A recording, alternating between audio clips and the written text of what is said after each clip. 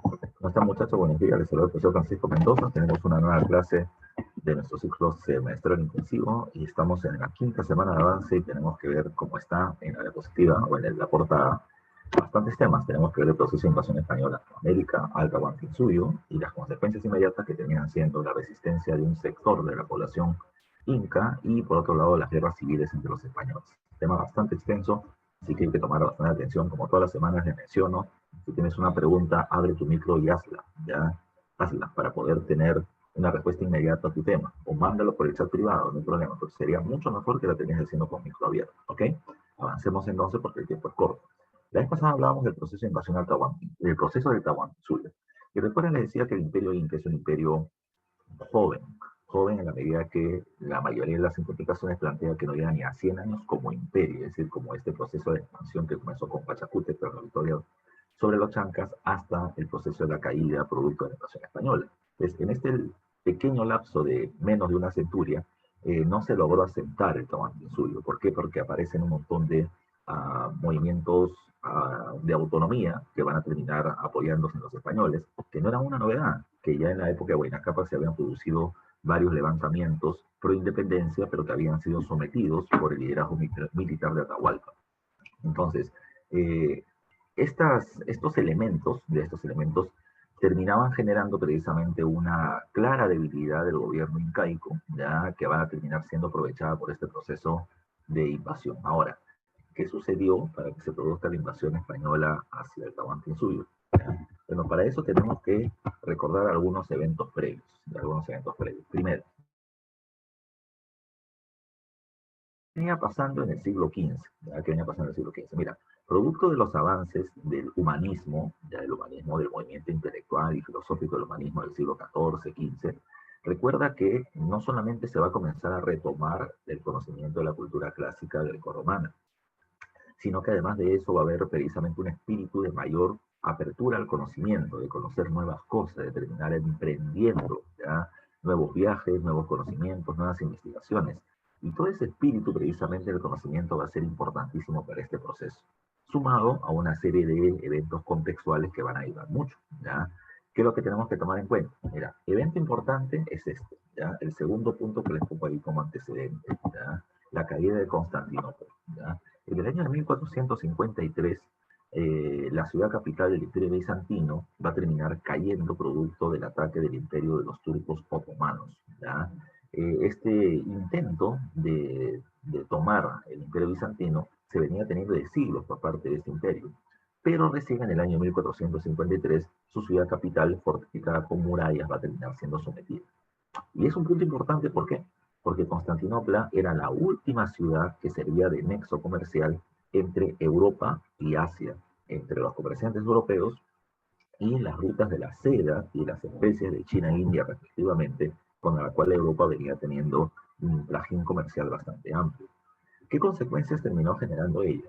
La primera consecuencia inmediata es que los turcos no permitieron el paso de los comerciantes europeos a Asia, ¿ya? Cuando digo que no permitieron, no es que le dijeron no, sino que cobraron impuestos que eran demasiado elevados y que no podían ser pagados, ¿ya? Esto generó que los comerciantes italianos, se me va el nombre, florentinos, van a terminar perdiendo una serie de negocios por no poder abastecer de productos asiáticos a la región europea,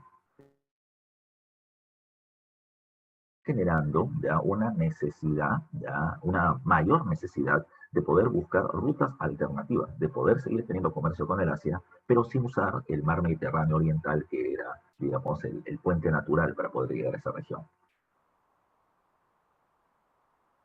Comerciales, siempre se habla del llamado beneficio ibérico. ¿Qué cosa es el beneficio ibérico? El hecho de que la península ibérica, España y Portugal, que se encuentran en la punta occidental del territorio europeo, iban a terminar teniendo mayores ventajas. ¿Por qué? Porque el Mediterráneo, como fuente o como zona de acceso comercial, deja de ser importante. Ahora la nueva gran cuenca del comercio va a terminar siendo el Océano Atlántico, también llamado con el nombre del Mar Tenebroso. Y España y Portugal venían teniendo salida directa por su posición geográfica, ¿ya? Recuerda que otros reinos que pudieron entrar en competencia eran Francia e Inglaterra, pero en el mismo año 1453 ellos culminaban una larga guerra que era la Guerra de los 100 Años. que finalmente fue victoria francesa, pero que tuvo que reconstruir su economía después de tantos años de guerra. E Inglaterra, a pesar de haber perdido, tenía una economía estable, pero una crisis política interna que lo llevó a una guerra civil llamada como la Guerra de las Dos Rosas. Cada uno resolvía sus conflictos, mientras que España y Portugal van a entrar en este proceso de búsquedas comerciales. ¿Ya?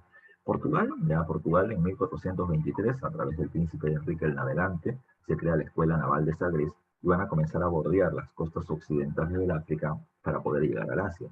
Cosa que eso más detalladamente lo van a ver en su curso de Historia Universal. Pero lo que nos interesa es España. ¿Ya?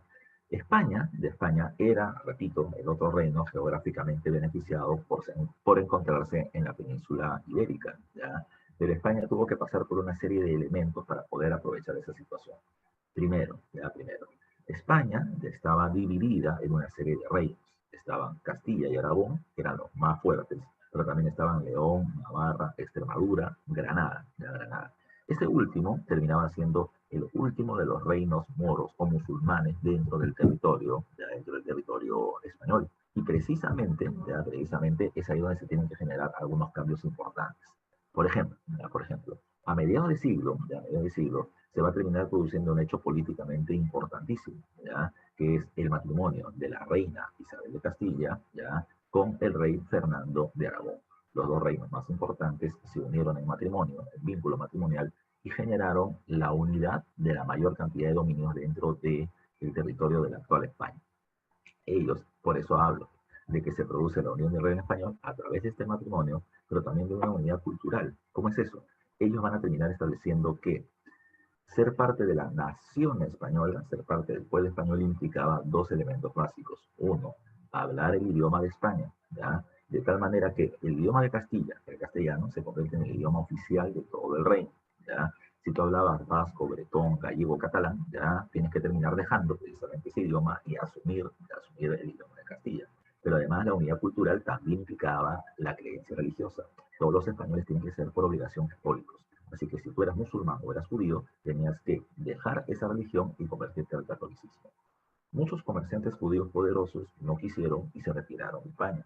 Los más pobres que no tenían plata como poder retirarse tuvieron que obligatoriamente convertirse al catolicismo. Ahora, la corona española también decía, no me puedes engañar. Si tú ya te volviste católico, no puedes seguir practicando las prácticas religiosas de tu creencia previa. Así que para poder controlar ellos se va a terminar aquellos que se desvían de la moral de la fe católica. Y eso se le llamó como el en San Marcos para castigar a los herejes o quienes se desvían de la fe católica. España, repito, por matrimonio, por uniones culturales y por la fuerza y por la represión, logra una suerte de unidad política. Pero ahora España va a terminar promoviendo algo mayor. Ya que todos somos católicos, hay que terminar una guerra de cruzada, que es la última fase de la llamada Guerra de la Reconquista. El reino de Granada termina siendo derrotado el día 1 de enero de 1492. ¿Ya? Para poder derrotar este grupo, un evento terminó siendo importante. En España, ya como en varias partes de Europa, había miembros de la nobleza. Dentro de la nobleza, ya el sector más débil, ya, o el menos poderoso, se le conocía con el nombre de los hidalgos. Hidalgo significa hijo de algo, ya, hijo de algo. El hijo de algo es aquel que no tiene tierras, ya no tiene tierras, pero además de eso, no tiene ascendencia nobiliaria. O sea, no es hijo de un noble, es alguien que ha sido nombrado noble, es un noble nuevo y pobre, porque no tiene tierras. La corona le propone a los hidalgos, ya en la guerra de la Reconquista, que si ellos participan y vencen a los moros, se les va a terminar dando tierras. Pues participaron de manera muy activa, vencieron a los moros, pidieron precisamente, pues después volvieron a protestar por lo que se les había prometido y los encarcelaron por las protestas que estaban haciendo. La población salió a las calles en defensa de los hidalgos porque eran los héroes que han defendido a la patria frente a los musulmanes. Así que el problema de los hidalgos se terminó convirtiendo en un problema grave, ¿ya? Grave, se convirtió en un problema social. Y la corona española va a buscar solucionarlo. Es ahí donde entra Cristóbal Colón. Cristóbal Colón propone la esfericidad de la Tierra, ¿ya? Y eso es lo que estamos poniendo acá en el tercer check. Él propone la esfericidad de la Tierra, que no es una propuesta novedosa de Cristóbal Colón. Eso ya se conocía en la antigua Grecia, ya en la época macedónica en realidad, por alguien llamado Eratóstenes de Cirene, quien había planteado la esfericidad de la Tierra. Es más, había hecho una medición terrestre que no era correcta, pero el concepto de la esfericidad de la Tierra ya se venía utilizando. Como le decía al principio, el humanismo, el renacimiento, la revaloración de la cultura greco-romana, retomó precisamente esa propuesta y uno de los principales intelectuales de la ciudad de Florencia, llamado Giovanni Pico de la Mirandola, ya terminó revalorizando esta propuesta. Esta propuesta, repito, va a terminar siendo conocida. La Tierra es esférica y nosotros nos encontramos en la punta de mi nariz, España, y quiero llegar a la India, que está en mi oreja, ya que no puedo cruzar por mi pómulo, que vendría a ser el mar Mediterráneo, porque los turcos lo tienen bloqueado, ni puedo terminar cruzando por ya, el África, porque esta ya es ruta controlada por los portugueses. Puedo darle la vuelta al mundo, ya por el Océano Atlántico, y terminar llegando a las Indias Orientales. Esa propuesta Colón la había hecho a múltiples reinos y todos lo habían choteado. Uno porque lo consideraban que su idea terminaba siendo equivocada, porque se creía de que la Tierra era plana y tenía límites. Y otros como Portugal, que dijeron que su propuesta podía ser cierta, pero no tenemos plata o estamos financiando la ruta africana. Colón, después de haber sido choteado, ya más que tú por tu ex, ya, Colón va a terminar regresando a España y termina encontrando ahora un contexto diferente. Encuentra un reino unificado, una victoria contra los musulmanes, unos moros que eran problema, protestas sociales, y Cristóbal Colón plantea este intento de terminar llegando hacia la India. La reina Isabel de Castilla es la que termina teniendo contacto con él, y la reina Isabel de Castilla le termina planteando que su propuesta es interesante, pero que dentro de su explicación no observen en ningún momento tropas. O sea, tú estás pidiendo que los reinos te terminemos dando permiso para que en nuestro nombre conquistes un territorio, ¿ya? Pero lo que no me estás explicando en ningún momento es que cuando tú llegues a conquistar una región, ese pueblo no se va a someter pacíficamente, tiene que haber guerra, y en toda tu explicación no veo tropas, ¿ya? Así que Colón dijo, sí, ¿verdad? Solamente tenía un espíritu aventurero. Y la reina dijo, no te preocupes, ahí tengo los hidalgos, ya los que han vencido a los moros pueden ayudar a conquistar cualquier territorio. De tal forma, ya de que se termina estableciendo ahora un pacto importante, ya, un pacto importante, llamado como la capitulación de Santa Fe, que está en la parte inferior, ya. La capitulación de Santa Fe se firma el 17 de abril de 1492 y termina siendo un pacto entre la reina Isabel y el reino, su reino, el reino de Castilla, con Cristóbal Colón. ¿Cuál es el pacto? El pacto era que los territorios descubiertos le pertenecen al reino de Castilla y la población de esos reinos van a ser súbditos del reino de Castilla y tributarán por lo tanto para él. ¿Ya? Cristóbal Colón tenía una serie de títulos y cargos, como lo estoy poniendo por acá, obtiene el título de almirante del Mar Océano española en el Atlántico, va a ser virrey, es decir, el representante de los reyes cuando se conquista alguna región, adelantado, que implica fundar ciudades, algo así, que se jefe de la policía, entre varios cargos más. Además, él se quedará con el 10% de las riquezas halladas en la región que él descubra, y por lo tanto, para otros nuevos viajes, él puede terminar invirtiendo de su bolsillo el 8% de los gastos totales, quedándose con el 8% total de los beneficios, incluido tierras. Así que el acuerdo fue muy ventajoso. Por fin Cristóbal Colón podía ya terminar llevando a la práctica esa idea de que la Tierra era esférica. ¿Por qué no lo podía hacer antes? Sí podía, pero Colón no podía conquistar territorios porque las conquistas o las invasiones solamente lo hace un reino contra otro. Por eso es que necesitaba el respaldo de una corona, ¿ya? Y nadie se lo daba. Ahora sí lo obtiene de la reina Isabel de Castilla. Ahora, si bien Colón ya tiene una embarcación de alguna tripulación que le está siguiendo, tomen en cuenta que no es suficiente. Es ahí donde la reina Isabel sirve de intermediaria con los comerciantes catalanes y castellanos, Ángel, que va a terminar siendo su principal financista. ¿Ya? Ahora, ¿qué más hay que tomar en cuenta? ¿Qué ganaban ellos? El control de las rutas comerciales. Es decir, territorio que se descubra es donde yo puedo terminar vendiendo productos. Ese terminaba siendo el plan. ¿Qué más hay que tomar en consideración? ¿Ya? ¿Qué más hay que tomar en consideración? Producto de este acuerdo, se van a realizar los viajes de Cristóbal Colón, que como estás viendo acá terminan siendo 4. ¿Ya? En el primer viaje después de más de 60 días de estar precisamente en alta mar, se va a terminar llegando a descubrir las islas del Mar Caribe o las Antillas, ya las Antillas. y se va a terminar descubriendo la primera isla en la zona de, repito, de América, pues en el Mar Caribe, llamada Guananí, que los españoles bautizan con el nombre de San Salvador. No es la única que hayan, también van a descubrir a la actual Cuba, bautizada con el nombre de Juana, y a la actual Haití, bautizada con el nombre del español. ¿Ya?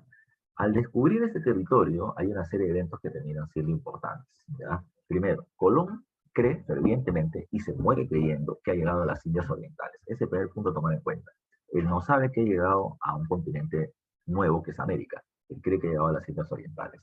Segundo, ¿ya? La visión que tiene Colón sobre la población indígena, ¿ya? Sobre la población indígena, es que son humanos, diferentes, ya diferentes, pero iguales. No iguales a él, ¿ya? Sino que todos los indígenas son iguales entre ellos, ¿ya? Iguales entre ellos.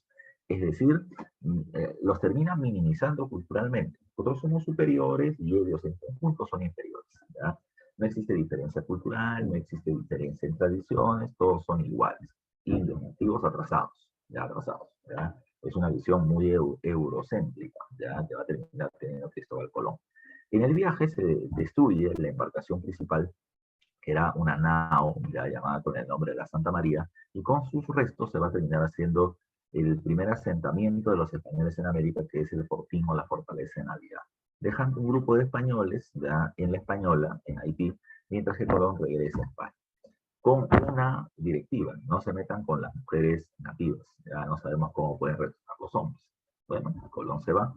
Después de más de 150 días, Colón regresa a España, desde que zarpó, ya desde que zarpó.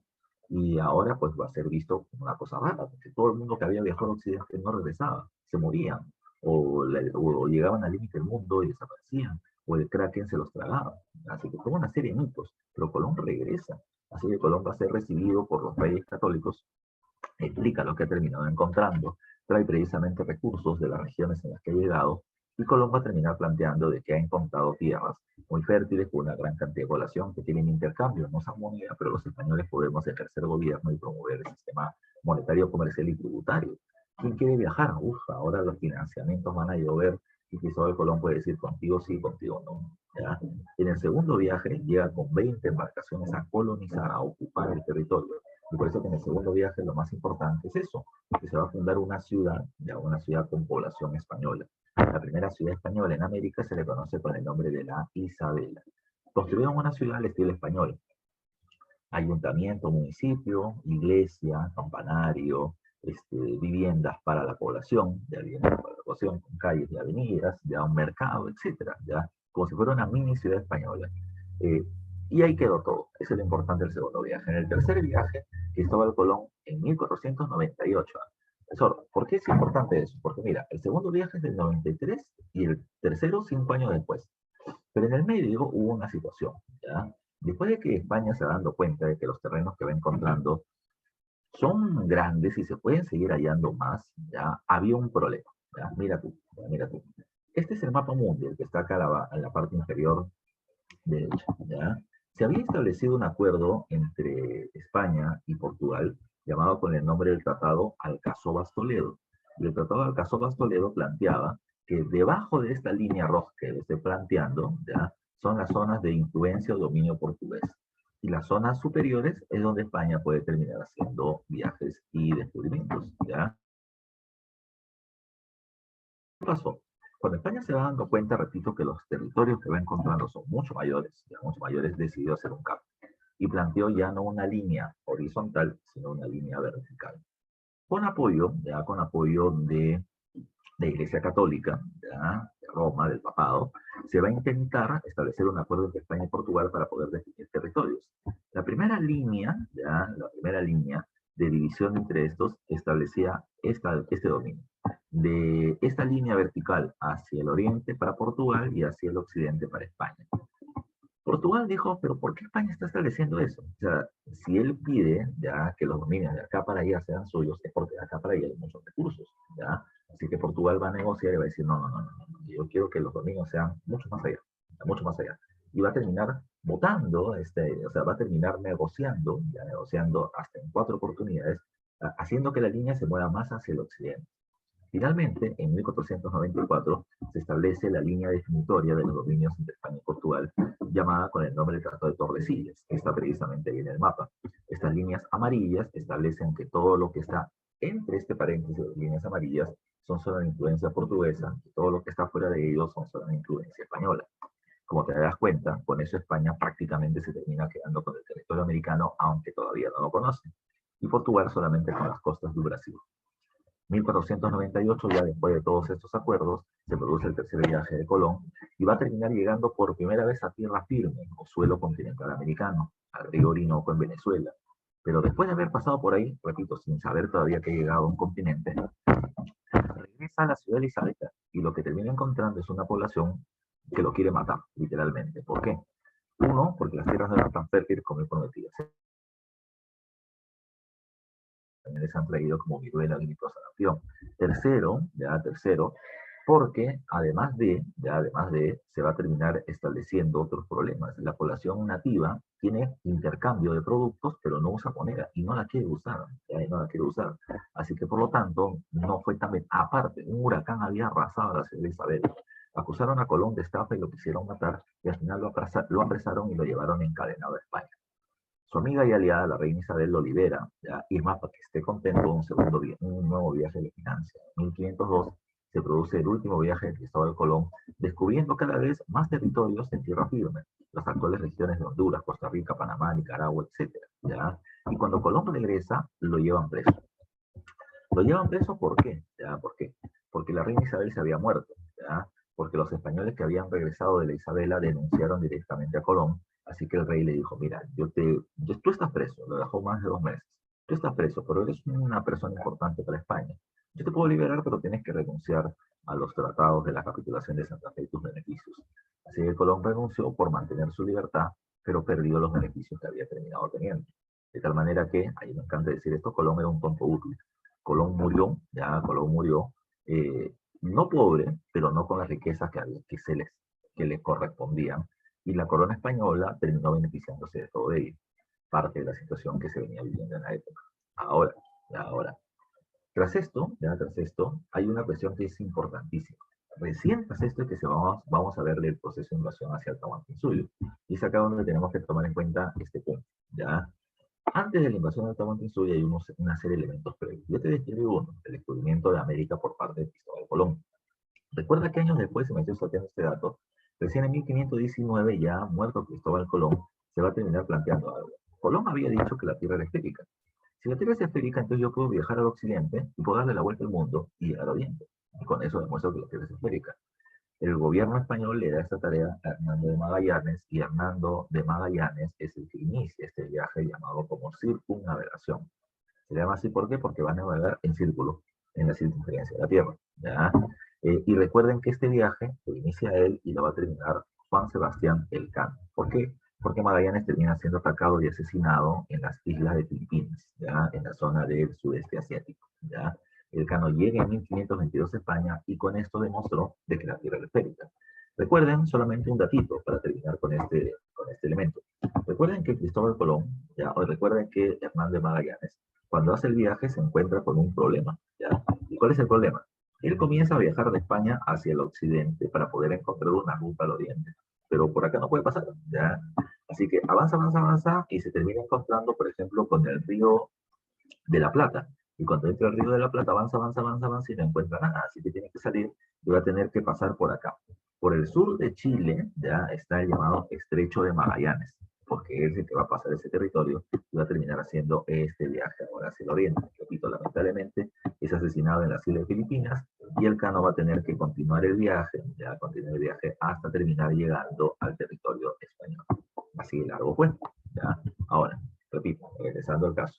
Ya se termina conociendo la existencia del continente americano. La colonia descubrió varios territorios más. Por eso es que el rey de España lo saca del camino.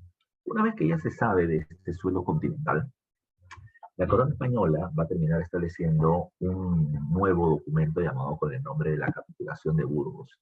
La Capitulación de Burgos, muchachos y muchachas, se caracterizó por dos cosas. Uno, porque terminaba siendo el documento con el cual se normativizaba la invasión española a tierra firme. sea, no era una cuestión de solamente llegamos y lo invadimos, no, sino que la corona va a terminar estableciendo leyes, ¿ya? Medidas precisas de cómo se va a terminar haciendo respeto a la población nativa. No te vamos a entregar tierras en propiedad, solamente vamos a terminar entregando encomiendas, que es un punto que más adelante vamos a ver. ¿Ya? Así que, por lo tanto, tierra firme va a terminar siendo legalmente invadida por este documento llamado con el nombre de la Capitulación de Burgos. ¿Ya? Santa María y Nueva Andalucía van a ser los territorios que inicialmente se divide esta región. Ahora, un punto importante es la fundación de una ciudad llamada Panamá. Desde Panamá van a terminar saliendo los principales viajes de conquista o de invasión que se van a terminar produciendo en el territorio americano. ¿Ya? Desde Panamá, al principio, se van a hacer viajes a pueblos pequeñitos de los alrededores, ¿ya? Eh, haciendo saqueos sobre ellos y generando riquezas para los españoles, con las pocas cantidades de recursos que se podían encontrar. Pero estos viajes de saqueo, invasión, asesinatos, terminaban generando recursos importantes también a tomar en cuenta. Nosotros llamamos invasores a los españoles porque sí, van a violentar ¿ya? El dominio sobre los territorios americanos. Pero también hay que tomar en cuenta que es una cuestión de albur, es un azar. El español invade, y no sabe con qué se va a encontrar. No sabe con qué se va a encontrar. Lo que va a terminar encontrando, ya lo que va a terminar encontrando simplemente es la posibilidad de hacerse rico o la posibilidad de morirse, porque también es una posibilidad bastante grande. Ahora, dentro de estos viajes que realizan por Centroamérica, comienzan a escuchar una noticia, que al norte hay un imperio muy rico con muchas riquezas. Y ese Hernán Cortés, cuya imagen precisamente está por acá, es el que va a terminar siendo importante para ellos. Hernán Cortés organiza una tropa de no más de 200 personas, se mueve hacia el norte y descubre el imperio azteca. El imperio azteca terminó siendo sometido por dos factores. Al principio ellos terminaron siendo recibidos en la capital azteca, Tenochtitlán. Van a ser recibidos de buena manera, ya los termina recibiendo Montezuma, ya que era el emperador, y los termina viendo como cosa rara, ¿no? Ya hombres que tenían armaduras de piel de color blanca, barbas, etcétera, y se quedan sorprendidos, ¿ya? Pero nada más que eso, nada más que eso. Cuando los españoles le dijeron, nosotros venimos a someterte, los aztecas se mataron de risa y los votaron, ya los votaron. Pero los españoles habían dejado enfermedades y comienza a morir un montón de gente en Tenochtitlán, viruela, sarampión, y la gente se espanta, ya diciendo de que ellos con su Dios nos están haciendo daño porque su Dios es más poderoso y bla, bla, bla, bla, bla, bla. ¿Ya? Así que los españoles comienzan a ganar fama y varios pueblos que estaban en contra de los aztecas, porque querían su libertad, se suman a ellos y se enfrentan a los aztecas derrotando a Montezuma y derrotando este imperio. ¿Ya? Muy semejante a lo que va a pasar luego con la invasión de Tahuantinsuyo. Producto de la caída de los aztecas, la corona española terminó obteniendo grandes terrenos, zonas cultivables, minas de plata, población tributaria, y los beneficios económicos para la corona española fueron bastante altos. Es así que el rey de España, Carlos I, o Carlos V, como también se le llama en Alemania, planteará que si alguien más quiere terminar haciendo descubrimientos de territorios tan o más ricos que el de los aztecas, pues tienen todo su permiso de manera inmediata. ¿Ya? Eso terminó promoviendo una serie de nuevos viajes de descubrimiento. Un montón de españoles ahora viajan hacia el sur, o sea, al norte están los aztecas, al sur debería haber algo. Y se comienza a recibir la noticia permanente de que al sur había tierras ricas en oro. ¿Ya? Ese terminaba siendo el al sur hay tierras ricas en oro. Eso es lo que se repetía permanentemente en los nuevos descubrimientos de pueblos pequeñitos que se van haciendo. ¿Ya? Eh, a ver, acá destaca un personaje, Vasco Núñez de Balboa. Él había sido gobernador de la ciudad de Panamá. Y una vez que acabó su cargo, él dijo, bueno, yo he escuchado tantas noticias que el sur de tierras ricas en oro, vamos a ver. Su lugarteniente mano derecha, ya su persona de confianza, su militar, Francisco Pizarro. Él decide viajar hacia el sur y qué cosa es lo que encuentra. Termina encontrando la tierra de un líder llamado con el nombre de Panquiaco. Panquiaco. Cuando él somete esta pequeña población y la saquea, el hijo de este cacique le va a terminar planteando que si quieren oro, las tierras ricas en oro están hacia el sur. ¿Ya? Pero como no llegó algo ahí, escuchó eso muchas veces, le dijo, pues no tengo por qué creerte. Yo tampoco tengo por qué mentirte. Ahora, te voy a decir otra cosa más. Si tú cruzas la selva de Panamá hacia el occidente, te vas a encontrar con un mar más grande del que ustedes han venido. Los españoles hasta ese momento solo conocían el Atlántico, pero ahora terminan cruzando la selva y encuentran el Océano Pacífico, al cual Núñez de Balboa bautiza con el nombre del Mar del Sur.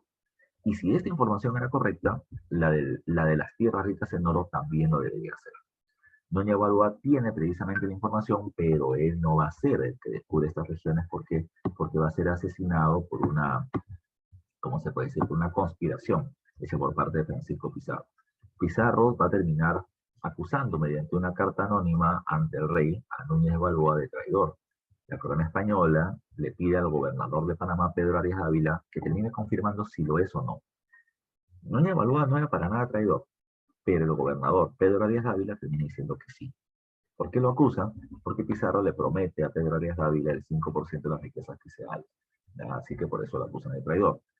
El juez de Panamá, va a terminar estableciendo sanción, acusándolo de culpable en un juicio de un día y lo termina mandando a la horca. El juez de Panamá, Gaspar Espinosa, también había tenido contacto con Pizarro y le había prometido beneficios económicos. De tal manera que ya Núñez Balboa fue sacado del camino y Pizarro es el que ahora encabeza este proceso. En el proceso de invasión al Tahuantinsuyo, recuerden ustedes algunos datos. ¿Ya? 3 van a ser los viajes de Francisco Pizarro. ¿Ya? 3 van a ser los viajes de Francisco Pizarro.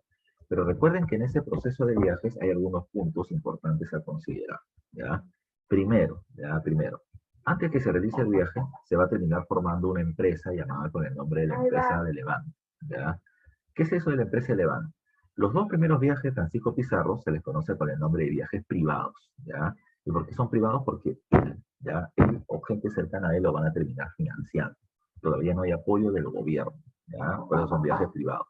Ahora, el segundo punto a tomar en consideración es que para que se pueda terminar realizando el viaje tiene que haber una organización. Se va a llamar con el nombre de la empresa de Levante. ¿Ya? Se va a llamar la empresa de Levante. La empresa de Levante, ¿ya? La empresa de Levante va a estar conformada por parte de 3 socios, ¿ya? Que van a terminar siendo Francisco Pizarro, Diego de Almagro y Armando de Luque. ¿Qué va a tener?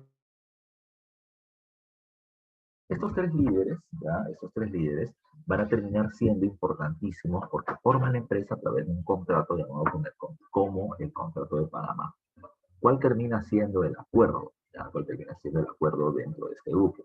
Que Francisco Pizarro, que es el que venía teniendo la noticia de supuesto Tahuantinsuyo, tierras ricas en oro, es el que va a terminar encabezando el viaje. Y si se descubren territorios y riquezas, él va a ser el que tenga los mayores beneficios. Él es el líder, por el título de capitán, y repito, tendría los mayores beneficios económicos de obtenerse algo. Segundo, ya, el segundo personaje era Diego de Almagro. Diego de Almagro se encargaría de los pertrechos, como lo estoy poniendo ahí. Él era el encargado de conseguir los recursos para que el viaje se llevara a la práctica. Él no pone plata, él hace las compras. Ya, él hace las compras. Él va a terminar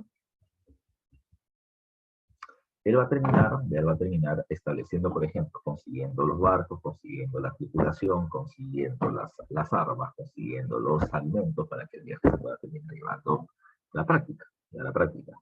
Y además de Diego de Almagro, tenemos a Hernando de Luque. Ya tenemos a Hernando de Luque. Hernando de Luque termina siendo el tercer socio importante. Él termina siendo el que tiene la plata que ha sido otorgada por parte de Gaspar de Espinosa, que es el financista del viaje. ¿Ya? Hernando de Luque tiene la plata y el que hace los gastos termina siendo Diego de Almagro. ¿Ya? Diego de Almagro. Ahora, Hernando de Luque es el tesorero, ¿ya? Pero además tiene otra misión que es importante. Para poder invadir un territorio se tenía que hacer en nombre de la Iglesia Católica. ¿Ya? Así que necesitaban un sacerdote y Hernando de Luque lo es. ¿Ya? Para poder invadir un territorio se tenía que hacer un pedido llamado con el nombre del requerimiento. Así se estableció por ley. ¿Ya? ¿Por qué digo que se estableció por ley? Porque en Europa comienzan a fastidiar a España, literalmente. ¿Ya? ¿Por qué la fastidian? ¿Ya? ¿Por qué la fastidian? La fastidian porque tú no puedes invadir un territorio, ya tú no puedes invadir un territorio si es que ese territorio invadido no conoce al reino invasor o a su rey o tienen algún tipo de conflicto. Y los territorios americanos no tienen conflicto alguno con el rey de España porque no lo conocen. ¿Ya?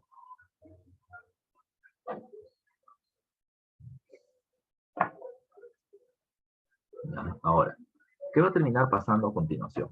Lo que va a terminar pasando a continuación, ya lo que va a terminar pasando a continuación, es que producto de este proceso, ya, producto de este proceso, eh, eh, España estableció. Bien, yo entiendo que ustedes renieguen porque los reinos de América o los pueblos americanos no me conocen, ¿ya?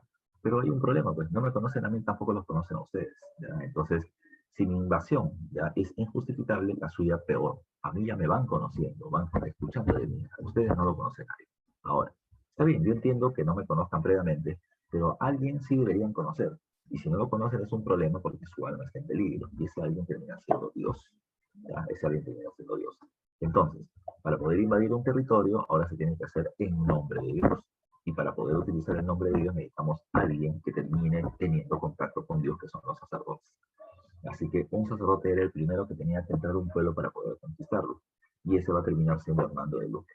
Él, cuando ingresa a un territorio, lo hará a través del requerimiento. ¿Qué planteaba el requerimiento? Como dice acá. Ellos decían, nosotros vaya a ver ya, y venimos a evangelizarlos, a darles a conocer su palabra y a convertirlos al cristianismo por la salvación de su alma. Así que acéptenlo de manera positiva y si no lo hacen, por el bien de su alma, los tendremos que invadir. O sea, justificaba el proceso de invasión a través de este llamado requerimiento, pero para eso había un sacerdote obligatoriamente. Ellos tres eran los líderes, o eran los líderes firmantes, y detrás de ellos dos que no podían firmar. Gaspar de Espinosa, juez de Panamá, que mandó a matar a Vasco Núñez de Balboa, ¿ya? Que es el financista, y Pedro Arias Dávila, el gobernador de Panamá, que es el que daba permiso para los viajes y solo terminaba permitiendo los viajes de Pizarro y su gente. Repito, ellos no podían ser parte del acuerdo firmado, ¿ya? Porque si no se iba a terminar viendo de que había un proceso de corrupción, ¿ya? Por eso es que tenían que ser socios a la sombra, ¿ya? A la sombra, ya ellos dos, ¿ya? No te olvides tú. Ahora, ¿qué más hay que tomar en cuenta? ¿Ya? ¿Qué más hay que tomar en cuenta? Ya con esta organización, un dato más a recordar. No es que Pizarro, Almagro y Luque pelean solitos, ellos van a tener las llamadas huestes, ¿ya? Sus tropas. ¿Quiénes son sus tropas? La mayoría españoles, ya la mayoría españoles.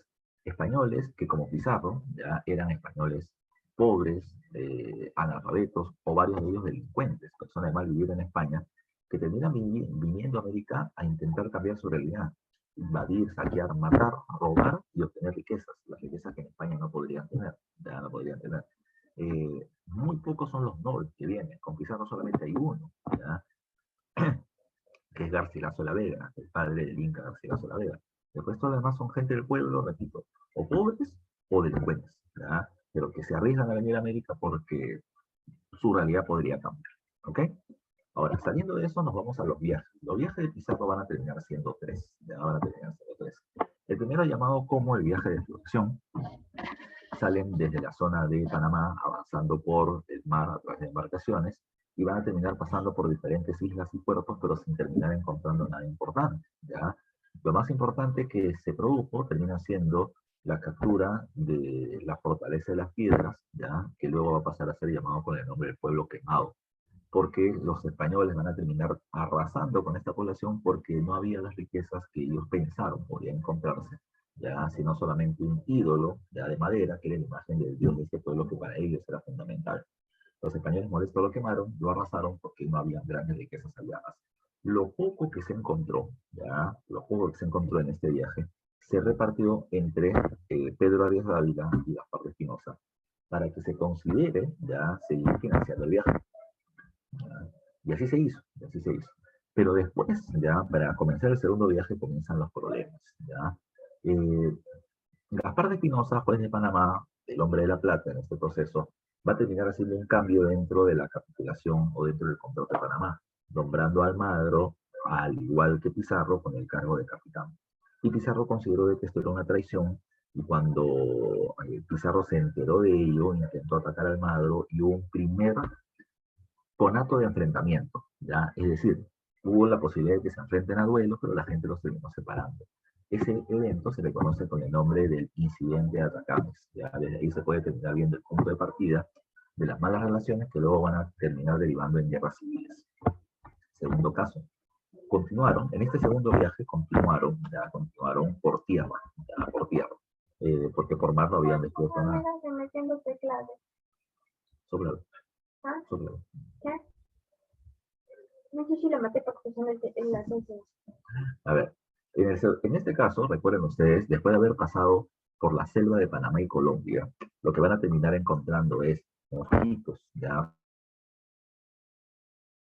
población nativa camuflada entre la selva que los terminaba atacando.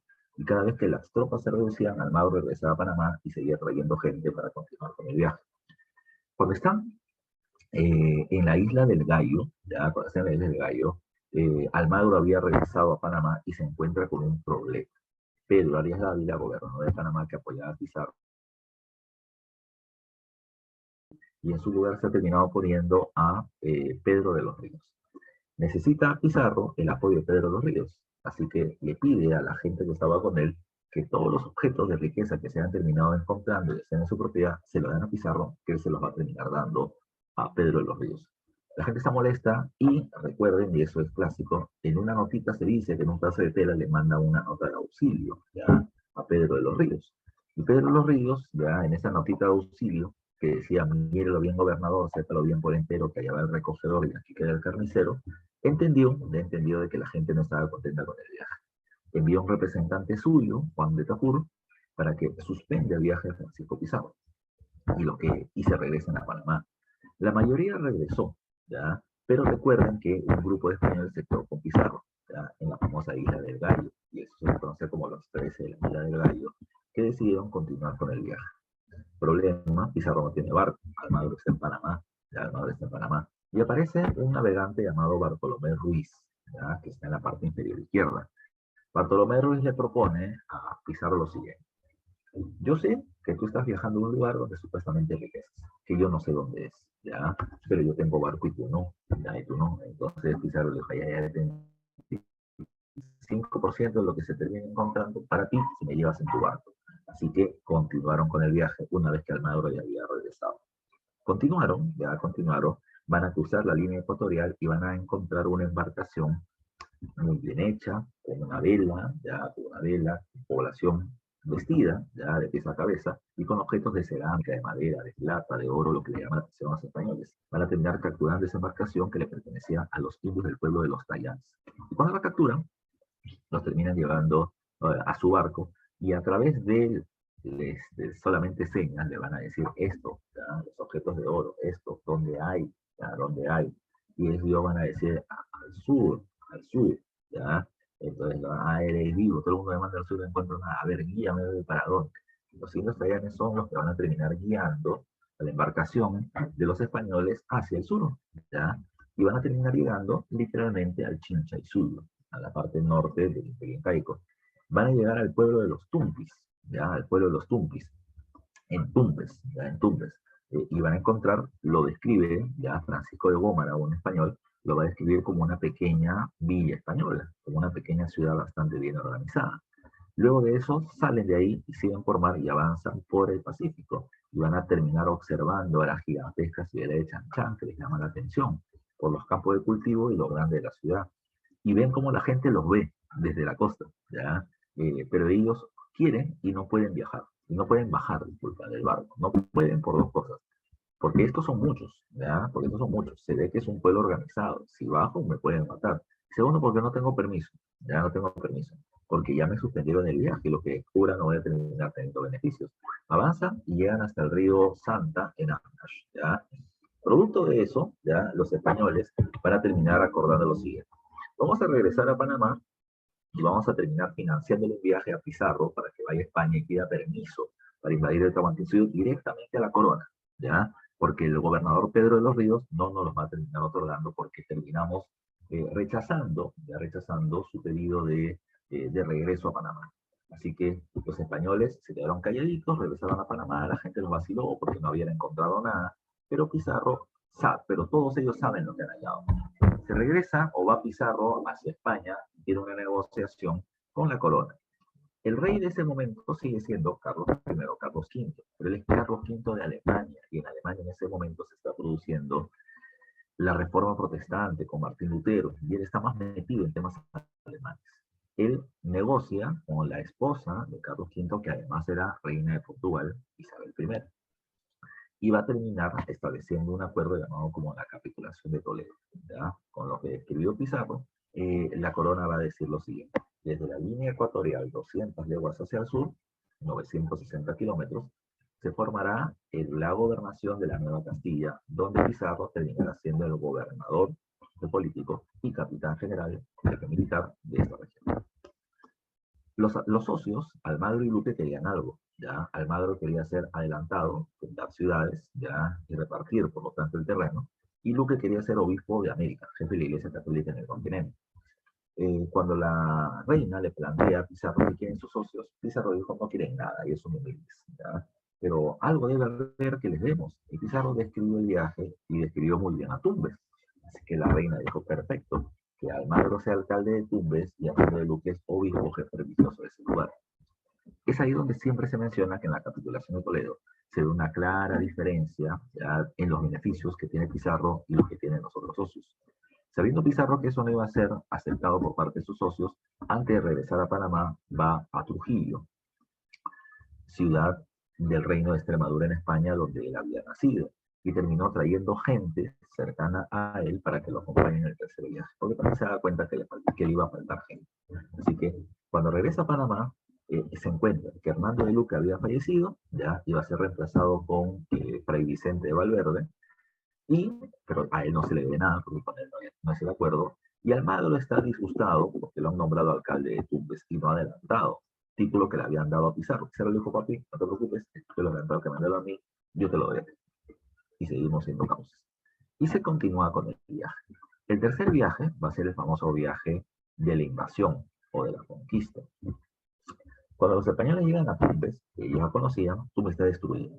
¿Por qué? No se sabe.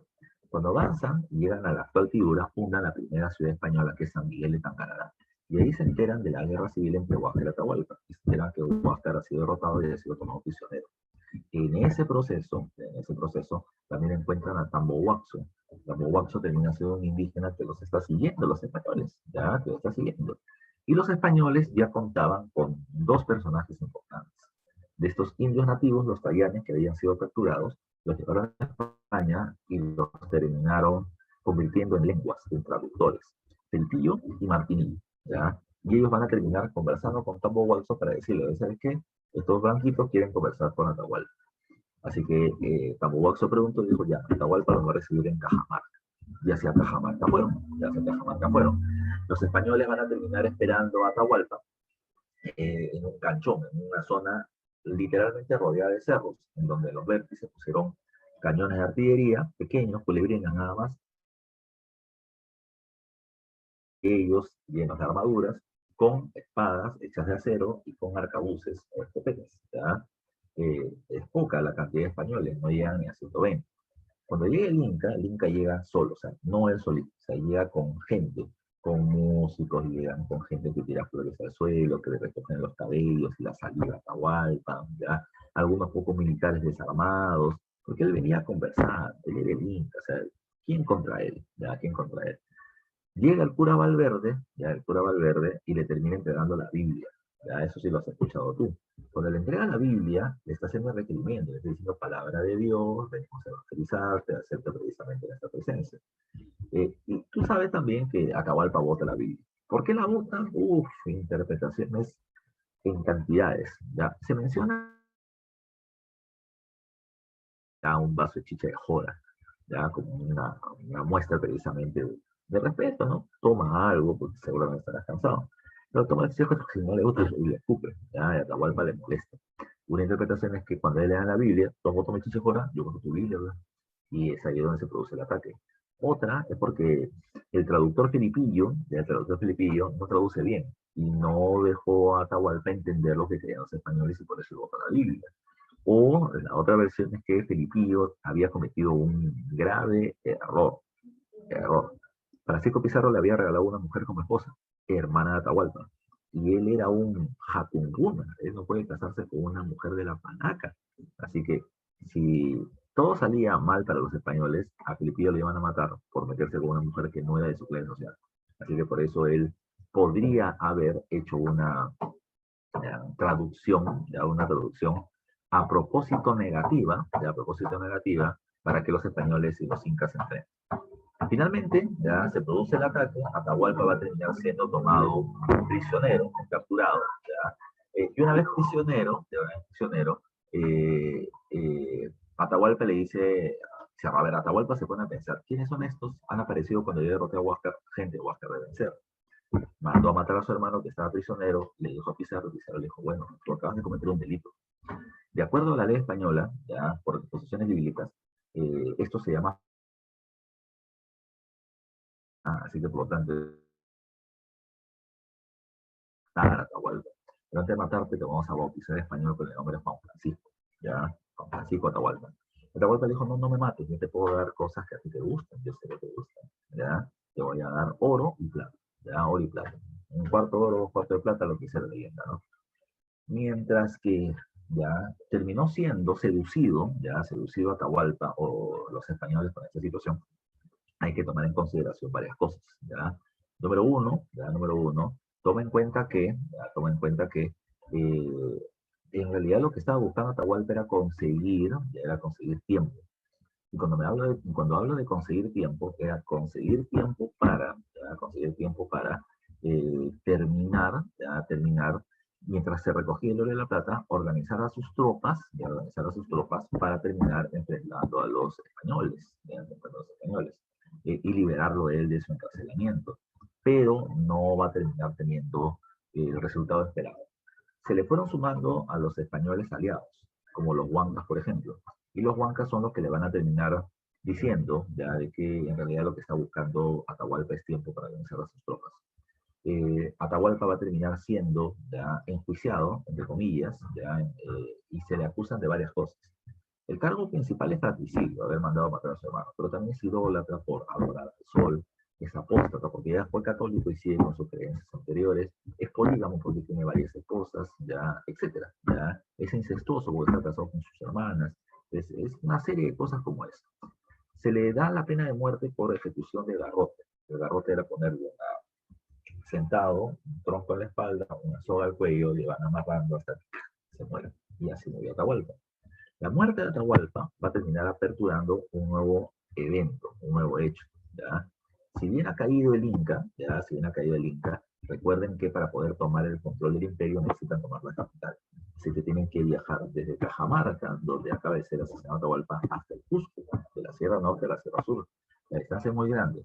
Pero yo siempre menciono que hay tres elementos importantes para este proceso.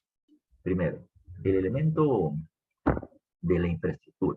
Los incas, como tú muy bien sabes, porque lo hemos visto en la clase pasada, han terminado estableciendo el Capamñán, los caminos del Inca, que le terminaban permitiendo la movilización de tropas y recursos con facilidad hacia regiones alejadas. Pero, lo que hay que tomar en cuenta, es que hacer este viaje, para los españoles, ahora se facilitaba por la presencia del Capamñán, que directamente llegaba hacia el Cusco. Es un primer elemento para su victoria. El segundo elemento es que, derrotado Atahualpa, la gente que había sido derrotada por Atahualpa en la guerra civil, ahora se iba a poner del lado de los españoles, sobre todo las panacas o las familias reales de Huáscar y Tupac.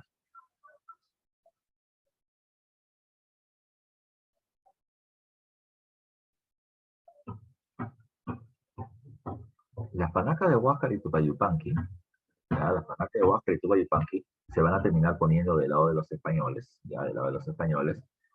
¿por qué? Porque si este ha terminado derrotando a Atahualpa, entonces nos puede terminar ayudando.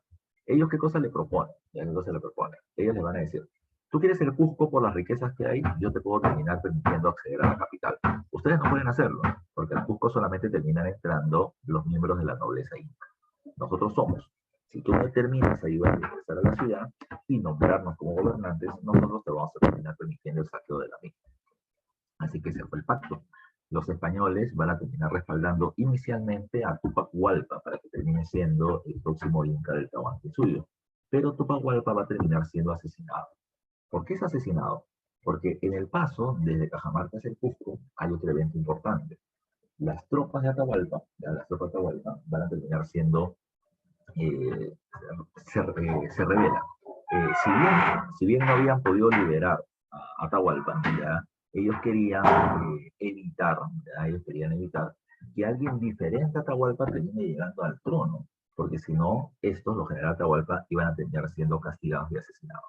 Así que decidieron intentar evitar el avance de los españoles hacia el Cusco, intentar evitar el apoyo de diferentes pueblos hacia los españoles, generando una primera resistencia contra los españoles. En el camino se dice de que uno de estos generales, Calpuchima, que había sido tomado prisionero, mata a Tutahualpa o Toparpa, el Inca títere, ¿ya? Y los españoles nombraron a un siguiente líder que termina siendo Manco Inca, quien va a ser sí nombrado como gobernante en Cusco, y cuya primera medida, además de ser nombrado Inca, fue mandar a quemar a Calpuchima por haber mandado a matar a su hermano. No se sabe en realidad si el asesino fue Calpuchima o no, pero ya tenemos a un nuevo gobernante. El tercer elemento importante para que los españoles tomen el Cusco termina siendo lo que les decía al principio, el imperio inca es un imperio no consolidado. Hay un montón de pueblos en el norte, hay un montón de pueblos en el norte que quieren su independencia, que ya se han rebelado contra los incas y que ahora se van a poner del lado de los españoles porque consideran de que es una forma de conseguir su independencia. Estos pueblos terminan siendo los que les estoy poniendo ahí: Chachapoyas, Guaylas, Tumpis, Cañaris, Tayanes, Chancas. Esos, varios más, ya, varios más. Pero además de todos estos están los huancas. Los huancas son los mayores aliados de los españoles en este proceso de invasión. Y se sabe por qué. Porque más adelante, ya más adelante, los huancas, una vez ya derrotados los incas, los huancas le van a hacer juicio a los españoles. ¿De acuerdo? Los huancas le van a hacer juicio a los españoles para que los españoles reconozcan el apoyo que ellos habían dado y que les terminen dando recursos por las tropas, por los cargadores y los alimentos que habían ofrecido. Los españoles no quisieron reconocer nada, ¿ya? Y por eso le hicieron juicio, los huancas. Como los españoles en Perú no quisieron reconocer, los huancas se fueron a España y le hicieron juicio a España por los recursos que ellos habían dado. Y mostraron el quicus como muestra precisamente todo lo que habían terminado otorgando, y la corona española les reconoce título de nobleza, terrenos y recursos, ¿ya? Pero se sabe por documentación que los huancas habían terminado dando muchísimos recursos a los españoles. Finalmente, el Cusco cayó. Cuando el Cusco cayó, pues repito, Manco Inca es nombrado Inca, pero es el ingreso de los españoles saquean el Cusco, y con eso había terminado el Tahuantinsuyo. Producto de eso, insisto, como dije al principio, se van a producir dos eventos paralelos. Una termina siendo la resistencia inca, ¿ya? Y otro termina siendo la guerra civil entre los españoles. Cuando hablamos de la resistencia inca, muchachos y muchachas, ¿qué debemos ver? ¿Ya? Debemos ver. Primero, esto se va a producir en diversos momentos. Lo primero es lo que ya les dije hace un rato. Los generales de Atahualpa, a pesar de que no pudieron liberarlo, van a intentar evitar la llegada de los españoles hacia el Cusco, ¿ya? Y de esta manera, o para poder evitar eso, se dieron cuenta que había pueblos que se le iban sumando a los españoles, y que no se les sumen más.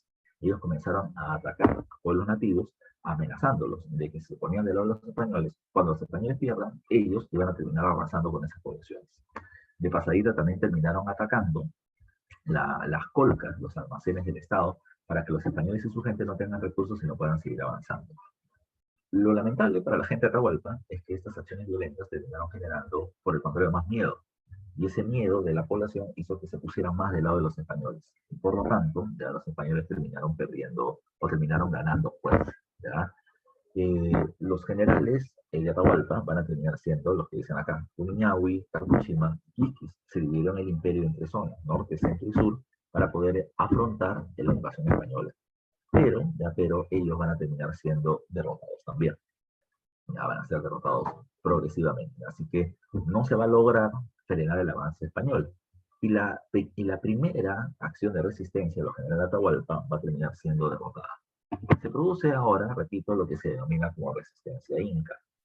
No es correcto hablar de resistencia andina, por eso le pongo ese título específico, ¿ya? Porque no es que toda la población de los Andes se rebela contra los españoles, sino solamente se va a terminar estableciendo, como dice ahí en el concepto, una rebelión parcial de la nobleza incaica. Es decir, no es toda la nobleza incaica, no son todas las palacas que se enfrentan a los españoles, solamente es una parte de ellos, que se enfrenta inicialmente para poder recuperar el control del Tahuantinsuyo. Pero como no pudieron lograrlo, van a terminar peleando por obtener la mayor cantidad de beneficios posibles. Por eso le pongo acá. Cuando uno ve el título Resistencia Andina de 1536 al 71, va a terminar pensando que es una resistencia de toda la población nativa durante 35 años, generando una oposición dura contra los españoles. No es así. Es una resistencia de un sector de la población cusqueña, incaica, ya, que, repito, comienza muy fuerte y se va dividiendo, ya, se va dividiendo, se hace cada vez más pequeña, menos débil y ya no tiene los mismos objetivos, ya. El primero de ellos sin duda, importante, es Manco Inca. Que les pongo un dato, él pasa de aliado de los españoles, porque fue apoyado por los españoles para ser nombrado Inca, a opositor. ¿Por qué pasa de una posición a otra? Porque no era respetado su título como Inca, ni era respetado las propiedades de las panacas en el Cusco. Los españoles no solamente saquearon los templos por el oro y la plata, sino que también van a terminar quedándose con las casonas de las panacas como propiedades suyas, botándolos a ellos. Entonces las panacas le decían a Manco Inca, compadre, haz algo, te están pasando por encima. ¿Ya? ¿Qué es lo que hizo Manco Inca? Manco Inca aprovechado. Mira la fecha, 1536. Hasta ese momento los españoles habían fundado dos capitales. La primera fue Jauja y la segunda va a terminar siendo 1535. Pizarro dejó el Cusco, ya, bueno, para comenzar. Después de la conquista del Cusco, a Diego de Almagro le llega una muy buena noticia.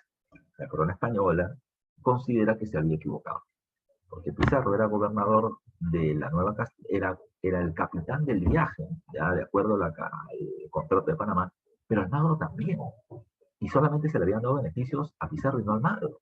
Por lo tanto, lo que se hizo fue lo siguiente. Llegados al Cusco, la corona española había dado un resarcimiento. Había creado una nueva gobernación llamada Nueva Toledo. Llamada Nueva Toledo. No sé si hay una imagen de Nueva Toledo más adelante para que nos ayude. No, está. ¿Ya? Nueva Toledo.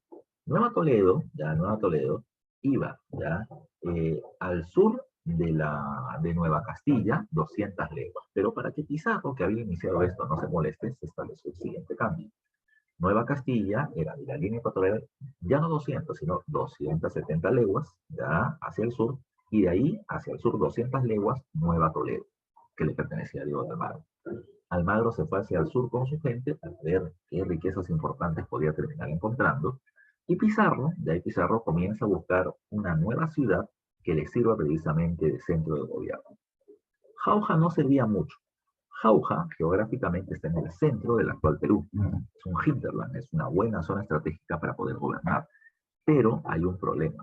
Estaba rodeado de pueblos indígenas y en cualquier momento podían rebelarse en su contra, atacarlo y asesinarlos. Entonces dijo, es muy precario. Así que buscó una ciudad con salida al mar. Por dos cosas, para tener comercio con España y segundo, para poder huir en caso de algún tipo de ataque. En ese sentido, Lima ya va a terminar teniendo ese aspecto importante. ¿Por qué? ¿Por qué? Porque recuerden ustedes que Lima venía teniendo salida al mar por el Callao, ¿ya? Ahora, ¿qué va a terminar pasando? ¿Qué va a terminar pasando? Lima es fundada como ciudad capital, y Francisco Pizarro estaba acá. ¿Quién se había quedado en Cusco? En Cusco se había quedado Hernando Pizarro, su hermano, su hermano. Y Hernando, ¿qué es lo que va a terminar haciendo? ¿Ya? Bueno, Manco Inca le va a terminar planteando a Hernando Pizarro. Mira, yo a ustedes no les he agradecido por el cargo de Inca que tengo, y te lo quiero agradecer con un regalito. Tengo una estatua de oro maciza, de tamaño natural, de mi padre Huayna Cápac, ¿ya? Y te la quiero regalar. Y me dijo, oro, ¿dónde está? ¿Dónde está ese regalito? Es que no está acá, lo tengo en un pueblo llamado Vilcos o Vilcabamba, en la zona de la selva del Cusco. Y quiero que me des permiso para poder traerlo. Y el otro dijo, ya papi, anda, ya anda. Y el otro se fue, ya terminó regresando, pero no regresó con ninguna estatua, regresó con hombres de guerra para poder tomar el control del Cusco. Y es ahí donde Manco Inca en el año 36, y esa ha sido pregunta de examen de admisión, pasa de aliado o de opositor, de aliado a opositor. Él divide sus fuerzas militares en dos. Una parte en Cusco, encabezada por él, por Manco Inca, y otra parte en Lima, encabezada por su primo Quiso Yupanqui. ¿Ya? En el Cusco, ¿qué hizo Manco Inca? Manco Inca con sus tropas terminó amenazando con invadir la ciudad del Cusco y hubo enfrentamientos entre sus calles. Pero la invasión no fue tan agresiva como debió ser, ¿ya? Y no lo fue, ¿por qué? Porque lo que él quería era convencer a las panacas que se pongan de su lado y poder de esa manera hacer un ataque en conjunto a los españoles. Las panacas estaban dubitativas, no sabían si apoyar o no, no sabían el ataque que podían hacer los españoles o si los españoles eran mejores aliados para poder gobernar. Estaban en la duda y esa duda mató a Manco Inca. ¿Lo mató por qué? Porque en ese mismo momento, para su mala suerte, desde el sur la gente de Diego de Almagro regresaba al Cusco porque los beneficios económicos en el sur no eran tan buenos como ellos querían. ¿Ya? Recuerda, y eso lo dije hace rato, que los españoles cuando llegan a América quieren ser señores feudales, dueños de grandes porciones de tierras y población que les tribute, pero no lo obtienen, ¿ya? Pero no lo obtienen. Al final solamente se les dio a ellos encomiendas. ¿Qué era una encomienda? Una encomienda terminaba siendo una población indígena, una población nativa, que iba a seguir haciendo su vida normal e iba a trabajar. Y parte de lo que produzca se le iba a pagar al español como tributo. El beneficio de la encomienda era el tributo. Pero para que una encomienda termine dando mucho tributo, tiene que tener mucha gente, y sus suelos ser muy fértiles. Y lamentablemente, mientras más al sur se iba Diego de Almagro por la costa, hacia Chile, las tierras eran más estériles y menos productivas, y con menos gente. Así que por lo tanto no eran tan beneficiosas. De esa manera, ¿qué pasó? Lo que va a terminar pasando es que las tropas de Almagro regresaron hacia el Cusco para reclamar el control de ese terreno. Y cuando regresaron, se encuentran con la rebelión de Manco Inca y una ciudad de Cusco amenazada. Uno de los nobles incas que estaba con Diego de Almagro, llamado Paulo Inca, le va a decir a las panacas: no se pongan del lado de Manco Inca, yo he estado con los españoles y tenemos mucho que ofrecernos para poder apoyarnos y progresar. Así que Paulo Inca convenció a muchas de las panacas de no ponerse del lado de Manco Inca y debilitó la rebelión. Los pizarristas, con Diego de Almagro, con la gente de Almagro, unieron fuerzas y votaron a Manco Inca hasta Sacsayhuamán, en la parte alta del Cusco. Se produjeron enfrentamientos y Manco Inca tuvo que huir hacia la selva, ya para no terminar siendo asesinado con un poco de gente que le quedaba. Su primo Kizuyupanqui tenía otra visión especial. Él tenía que avanzar hacia Lima, por toda la sierra, hacia el centro y luego hacia la ciudad de Lima. Manco Inca había conseguido supuestamente el apoyo de los huancas. Le habían prometido que apoyarían a Kizuyupanqui, pero que este vaya avanzando. Los huancas, al contrario, terminaron poniéndose del lado de los españoles y soplaron precisamente la rebelión de Kizuyupanqui.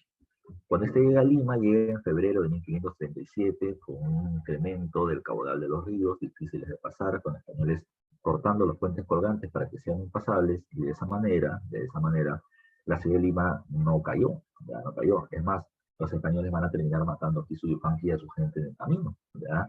Así que esta rebelión de Manco Inca no prosperó. Él se traslada, repito, a Vicos, a Vilcabamba, en la selva del Cusco, y desde ahí va a continuar la rebelión. Esa segunda fase se le conoce como la resistencia de los incas de Vilcabamba. Manco Inca está ahí organizando gente, intentando hacer ataques, haciendo alianzas con diferentes pueblos. Y se produce otro evento que en un ratito veremos. Estoy intentando cruzar los hechos. Diego de Almagro va a ser asesinado tras una batalla llamada la Batalla de las Salinas. Lo veremos en un ratito, ¿ya? Y cuando Almagro termina siendo asesinado, los seguidores de Almagro, los almagristas, van a terminar teniendo dos caminos. Un grupo de ellos se va hacia Panamá a buscar al hijo mestizo, ¿ya? De Diego de Almagro, para proclamarlo como heredero de su padre, ¿ya?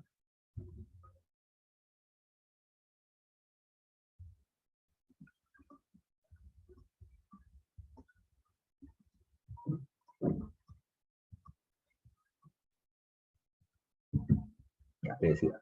Eh, En este proceso, ellos quieren nombrar a Diego de Almagro el Mozo como heredero de su padre, y terminar en base a esto reclamando beneficios de la gobernación de la Nueva Toledo. No era legal, pero no importa. Ya España está muy lejos como para que se entere de la situación. Y otro grupo de los almagristas, ¿ya? Otro grupo de los almagristas va a terminar, oh, ¿ya? Otro grupo de los almagristas va a terminar teniendo un problema. ¿Ya? ¿Por qué? Porque el otro grupo dice: no, no hay que ir a Panamá. Hay que unirnos a Manco Inca, que está enfrentado con Pizarro, unimos esfuerzos y lo vencemos. Entonces, ¿qué hay que hacer? Entonces, lo que va a terminar diciendo la corona es lo siguiente. Ya, lo que va a terminar diciendo la corona es lo siguiente. O lo que van a decir los amarillos es lo siguiente. Vamos a unirnos a Manco Inca. Manco Inca acepta la alianza, pero lo que Manco Inca creía es que los almagristas se iban a poner de su lado, o sea, se iban a subordinar a él. Y no fue así, no fue así. Así que hubo una pelea por el liderazgo entre los almagristas y Manco Inca, y como Manco Inca no quería ser reconocido como líder, lo mataron. Así acabó la vida y el liderazgo de Manco Inca. Los hijos de Manco Inca son los que van a terminar liderando, entre comillas, la rebelión de Vilcabamba, ¿ya? Entonces, ¿qué va a terminar sucediendo? ¿Ya? ¿Qué va a terminar sucediendo? Lo que va a terminar pasando, ya lo que va a terminar pasando es complicado, ya es complicado. Porque los hijos de Manco Inca, que van a ser los nuevos líderes de Vilcabamba, tienen una posición muy diferente. Por eso le decía hace un rato. Manco Inca, en su ataque, lo que quería era, va a terminar, o lo que él quería era recuperar, ya, recuperar el Tahuantinsuyo. Pero ya no pudo, ya, pero ya no pudo, y se le hacía cada vez más difícil. Muerto él, sus hijos van a decir, recuperar el Tahuantinsuyo, las pelotas. Imposible, ya, imposible. Entonces, lo que vamos a hacer es buscar la mayor cantidad de beneficios posibles, ya, posibles. Y esos beneficios posibles van a terminar siendo los siguientes. Seydi Tupac, ya Seydi Tupac, decide, a través de sus intermediarios, pedir una reunión con Andrés, o con Hurtado de Mendoza, que era el virrey del Perú de aquel momento. Y en esa reunión se le va a terminar planteando: yo reconozco al rey de España como gobernante de ese territorio, siempre y cuando, ya, siempre y cuando, él me termine dando a mí la encomienda del Yucay, ¿ya? Y eso era importante. Cuando se escuchó esa noticia, se le terminó pidiendo que él venga a Lima, negocia con el virrey, él termina enviando el informe a España, y la corona española le dice, dale la encomienda del Yucay. Porque con eso, él deja de pelear y todo el Tahuantinsuyo es nuestro, ¿ya? Por un pedazo de tierra. ¿Por qué Seydi Tupac quería la encomienda del Yucay? Por lo que ya te dije. Lo que están peleándose los españoles, si se da cuenta, Seydi Tupac, son encomiendas. Y las encomiendas eran más ricas, que tenían más gente y tierras más fértiles. Y la tierra más fértil de todo el Tahuantinsuyo era el Yucay. Yo quiero ese de José Tupac. Y se le dio para que no moleste. Ya, para que no moleste. Y con eso, él dejó la rebelión. Su hermano Tito Tupac dijo, aguanta, aguanta, aguanta. No nos hemos terminado dando por vencidos nosotros. Él se ha dado por vencido. Nosotros no. Tito Tupac sigue peleando durante algún tiempo y después plantea un acuerdo de paz. Y en su planteamiento, llamado la Paz de Cobamba, él lo que termina pidiendo es que yo reconozco al rey Felipe II como el rey de todos estos territorios, pero él me tiene que reconocer a mí como su igual, porque yo también soy el rey. Mi reino es Vilcabamba. Si él reconoce que Vilcabamba es autónomo y yo soy su rey, yo lo reconozco que él es dueño de todo lo demás. Y la corona española dijo, está bien, compadre, claro que yes, lo acepto, claro, lo acepto, pero con una condición, que entre Vilcabamba y estos dominios ahora de España, iba a haber comercio irrestricto, y segundo, que el pueblo de Vilcabamba tenía que evangelizarse, a convertirse al cristianismo. Se permite el ingreso de los sacerdotes agustinos y Tupac Yupanqui pasa a ser rey, ya para ser rey. Ahora, ¿qué pasó a continuación? Varios años van a terminar produciéndose en ese momento. Un momentito, muchachos.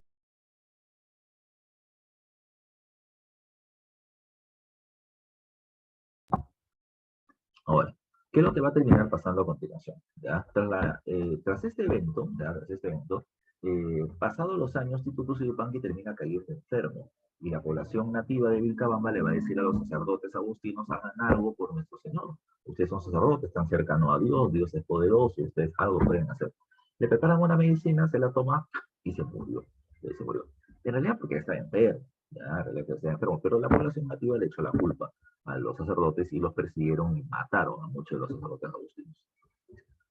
El hermano menor de Titu Cuzi, Tupac Amaru, asume el liderazgo de Vilcabamba. Y lo primero que hace, es terminar planteando la autonomía y la autarquía de Vilcabamba. En castellano, iba a ser un territorio cerrado y nadie iba a entrar. Ya, nadie iba a entrar, ningún español iba a entrar. Bacán. El problema es que un comerciante español intentó entrar y lo mataron. Y esa muerte va a terminar siendo utilizada como pretexto por el nuevo virrey del Perú, el virrey Francisco de Toledo, para ponerle fin a la vida de Tupac Amaru. Termina enviando una expedición militar, lo capturan a Tupac Amaru, lo llevan al Cusco, lo enjuician, lo declaran traidor al gobierno español, ¿ya? Y luego de eso se va a terminar trayendo a los caciques o los indios nobles de las diferentes provincias del Cusco. Y frente a todos, en la plaza central del Cusco, a Tupac Amaru le cortan la cabeza. ¿Ya? Le cortan la cabeza. No solo le cortan la cabeza, sino lo descuartizan. Las partes de su cuerpo van a ser llevadas a las diferentes provincias para que todo el mundo vea que su rey, Tupac Amaru, ha sido asesinado. ¿Ya? Su rey ha sido asesinado. Y como ha sido asesinado, entonces no va a poder, ¿cuál sería la palabra? No van a poder continuar con su rebelión, ¿ya? Pero además era una forma de amedrentar, que los caciques vean que si él ha sido asesinado de manera tan violenta, si alguno de ellos se rebela, también le podría pasar lo mismo. Tras el regicidio, tras la muerte de Tupac Amaru I, recuerden que se va a terminar generando un segundo problema. El segundo problema va a terminar siendo que ya no van a haber más rebeliones de los indígenas, pero también no van a haber más rebeliones armadas, violentas, su oposición. Aparece lo que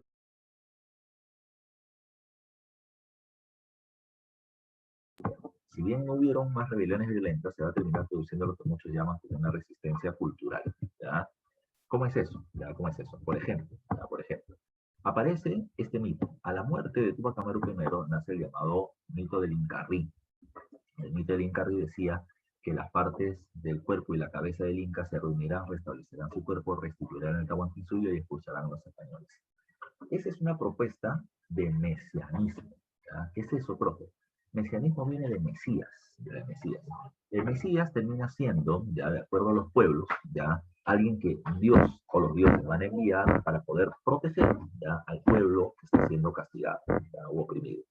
En ese caso, ellos esperaban que en algún momento el Inca venga y derrote a los españoles y todo sea felicidad para ellos. Pero, repito, eso es un mito, es una leyenda, es algo que queda acá entre la población. En algún momento español desgraciado, las cosas van a estar a favor nuestro y en contra tuyo.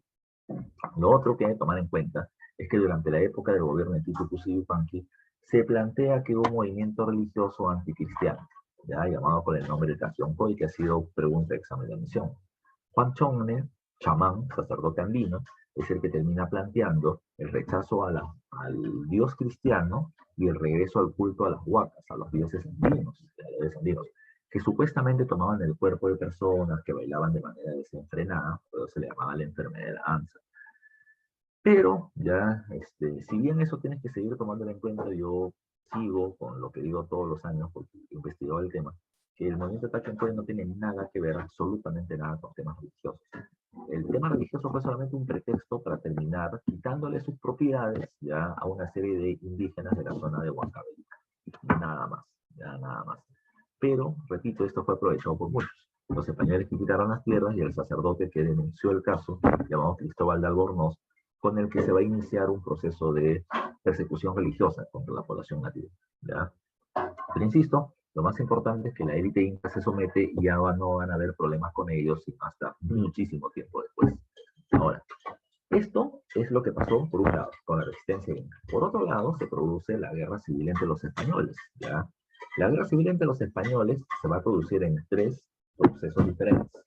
La guerra de los grandes conquistadores, Pizarro y Almagro y sus seguidores enfrentados en este primer conflicto. El segundo es la guerra de los grandes encomenderos y la tercera la de los insatisfechos. ¿Cuál es la causa común de estas 3 guerras civiles? ¿Ya? Las guerras civiles tienen como causa común el control de las encomiendas. Insisto, ¿qué es una encomienda?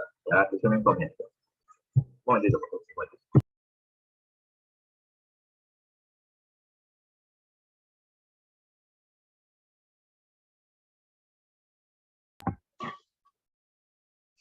¿Qué es una encomienda?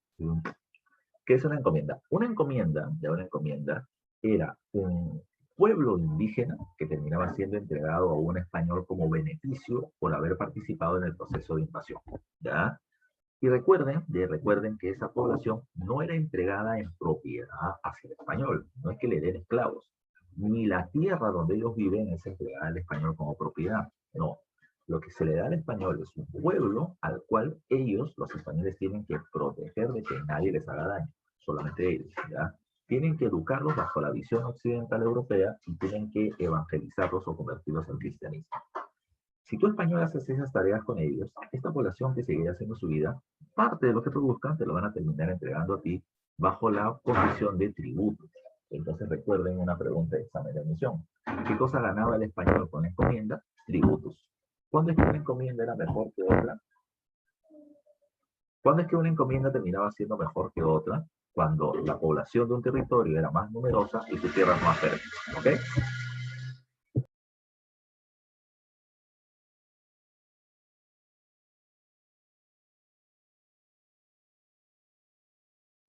Entonces, bajo esa condición, hay que tomar en cuenta primero una gran diferencia.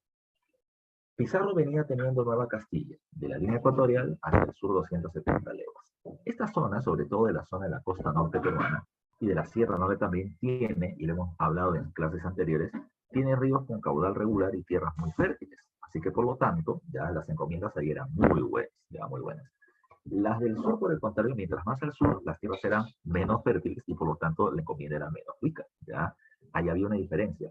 Las encomiendas que Pizarro repartió a su gente terminaban siendo más beneficiosas que las que Almagro podía haber entregado a la suya. Y por eso es que van a comenzar a aparecer conflictos por el control de las mejores encomiendas. Ese termina siendo la causa de la guerra, la primera guerra civil o la guerra de los conquistadores. La guerra de los conquistadores se define por dos casos. Número uno. Francisco Pizarro y Diego de Almagro, los jefes de viaje, quieren el control del Cusco. Almagro considera que el Cusco está dentro de Nueva Toledo, Pizarro considera que está dentro de Nueva Castilla. ¿Cuál es la realidad? Estaba dentro de Nueva Castilla, pero no conocen los términos geográficos que en la actualidad tenemos. Entonces, los dos reclamaban el territorio. Pero Almagro se fue del Cusco para ver las tierras en el sur. Y cuando se fue, los pizarristas se repartieron y saquearon la ciudad. Cuando Almagro, repito, ya regresó porque las encomiendas que estaban entregando no eran nada buenas, encontró el Cusco ya repartido. Como te dije hace un rato, los almagristas se unieron a Hernando Pizarro, derrotaron a Manco Inca, pero eso fue solamente momentáneo. ¿Por qué? Porque ahora se van a terminar enfrentando. ¿Ya? Se van a terminar enfrentando. ¿Cómo se van a enfrentar? ¿Cómo se van a enfrentar? Eh, la gente de Almagro va a terminar enfrentando en la batalla de Ayabaca o Pachachaca a los pizarristas y los van a terminar tomando como prisioneros. Tras esto, tras este evento, Diego de Almagro se reúne por petición de Francisco Pizarro con él en la conferencia de Mala al sur de Lima. Y en esa reunión, se establece que, como ninguno de los dos iba a estar de acuerdo a quién le pertenece el Cusco, que un emisario de la corona española lo soluciona. Bacán. Almagro termina liberando a los hermanos de Pizarro, que uno les había escapado, pero cuando Almagro está regresando al Cusco, estos hermanos lo buscan y lo enfrentan en la batalla de las Salinas y luego lo van a terminar matando. ¿Ya? No te olvides tú. Eso es lo que pasa en este proceso. ¿Ya? Cuando muere Diego de Almagro, te dije, un grupo de almagristas intenta unir a Manco Inca y lo matan, y otro grupo va hacia Panamá y toman al hijo de Almagro, el padre, llamado Almagro el Mozo, y lo nombran heredero. Y poniéndole a la cabeza, enfrentan a los pizarristas. Repito, ¿qué cosa quiere el almagrista que los pizarristas tienen, los seguidores de estos? Los almagristas quieren las ricas encomiendas del norte, de la Nueva Castilla. Y para poder obtenerlas, tienen que derrotar a Francisco Pizarro, que Almagro sea el líder y que les dé a ellos las encomiendas. ¿Qué cosa quieren los pizarristas? Que su líder venza para poder quedarse con las buenas encomiendas. Ese termina siendo el motivo del real. Los almagristas ahora, con Almagro el Mozo a la cabeza, matan a Francisco Pizarro en Lima y Almagro el Mozo, joven de 16 años, lo nombran como gobernador del Perú, gobernador de la Nueva Castilla y la Nueva Toledo. Y las encomiendas de la Nueva Castilla pasan a los almagristas. Evidentemente los pizarristas están molestos. La corona finalmente envía al nuevo gobernador de Perú llamado Vaca de Castro. Y Vaca de Castro, con apoyo de los pizarristas, derrota al Almagro el Mozo en una batalla llamada como la batalla de Chupas. Pero Vaca de Castro fue mucho más sabio.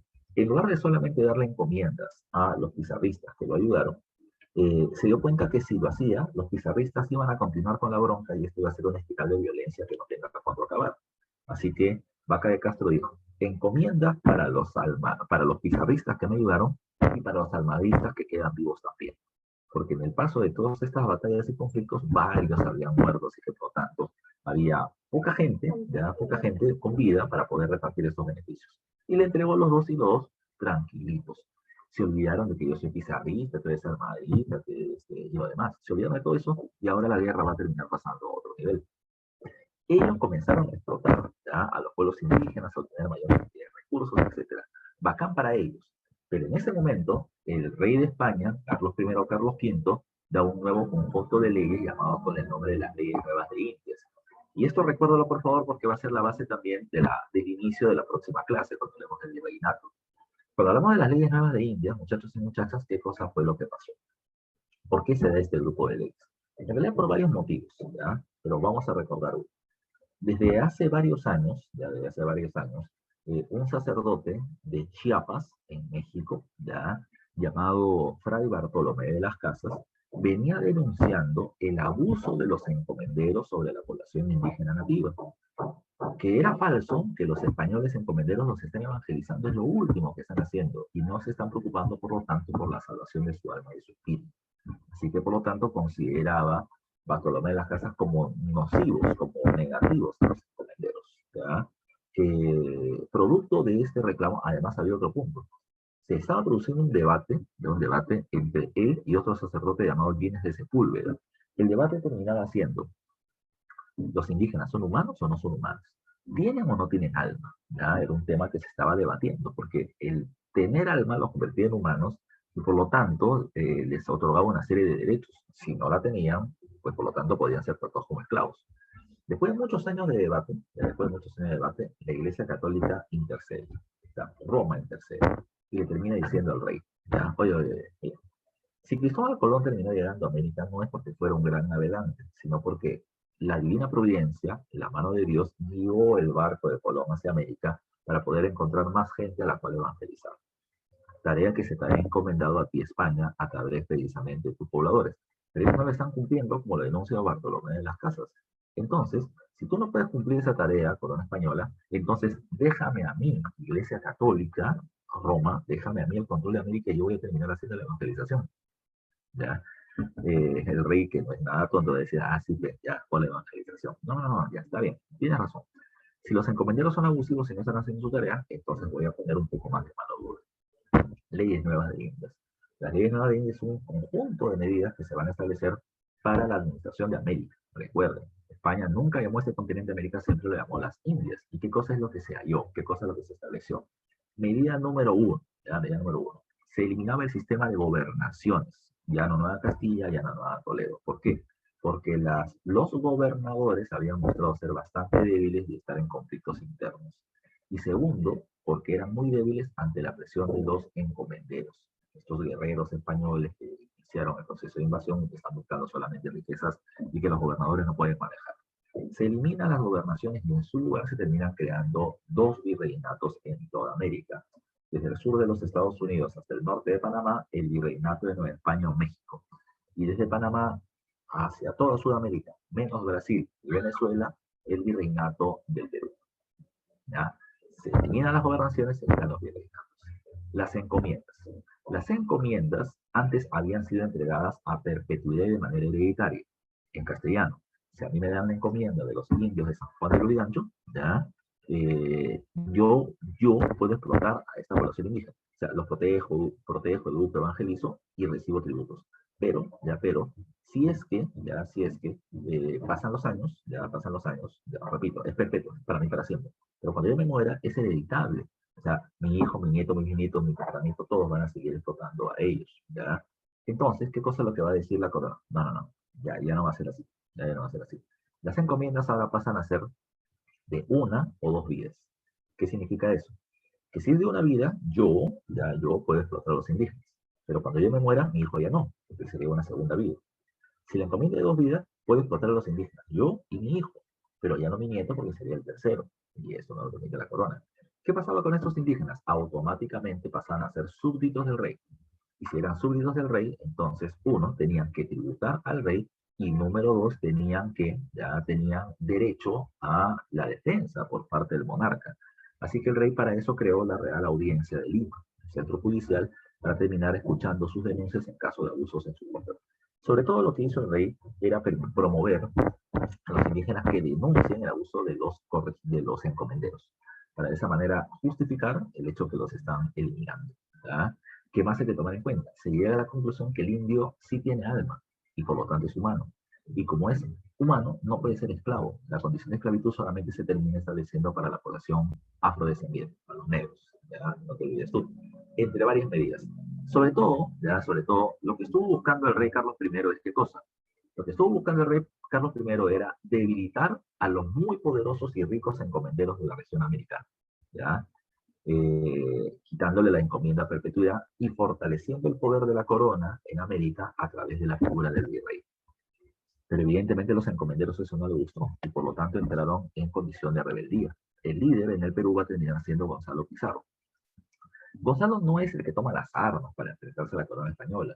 Los encomenderos nombran a Gonzalo Pizarro como líder por el apellido, el hermano de Francisco Pizarro. Él lo primero que hizo fue buscar negociar con el rey. Le entregó 1 millón de pesos de oro como regalo para que el rey se retracte y no le quite las encomiendas a perpetuidad. El rey chapó $1.000.000, pero dijo, igual se establecen las leyes nuevas de Indias. ¿Por qué? ¿Ya por qué? Porque el rey cuando vio todo ese montón de plata, que serían como $800 millones en la actualidad, dijo, uy, aguanta, aguanta, aguanta. Si todo eso es lo que me está dando, ya, primero, ¿cuánto se han gastado? ¿Cuánto tienen guardado? ¿Y cuánto más hay por saquear, por obtener? Dijo, no, no, en serio, no es nada en comparación a lo que puedo terminar obteniendo. Así que lo choteó y las leyes nuevas que se van a aplicar. La corona envía al primer virrey, ya al Perú, para que termine dando cumplimiento a las leyes nuevas de Indias. Ese va a ser ya eh, Blasco Núñez de Vela. Blasco Núñez de Vela desembarca en Panamá, llega al Ecuador y comienza a avanzar por tierra, ya de norte a sur. Cuando llega a Lima, intenta entrar por el puerto del Callao, los encomenderos dijeron, señor, usted acá no es bienvenido. Y lo votaron. Lo votaron para que se regrese a España, ya, para que se regrese a España. Pero él desembarcó en Guayaquil, en Ecuador, y decidió nuevamente regresar para imponer su autoridad.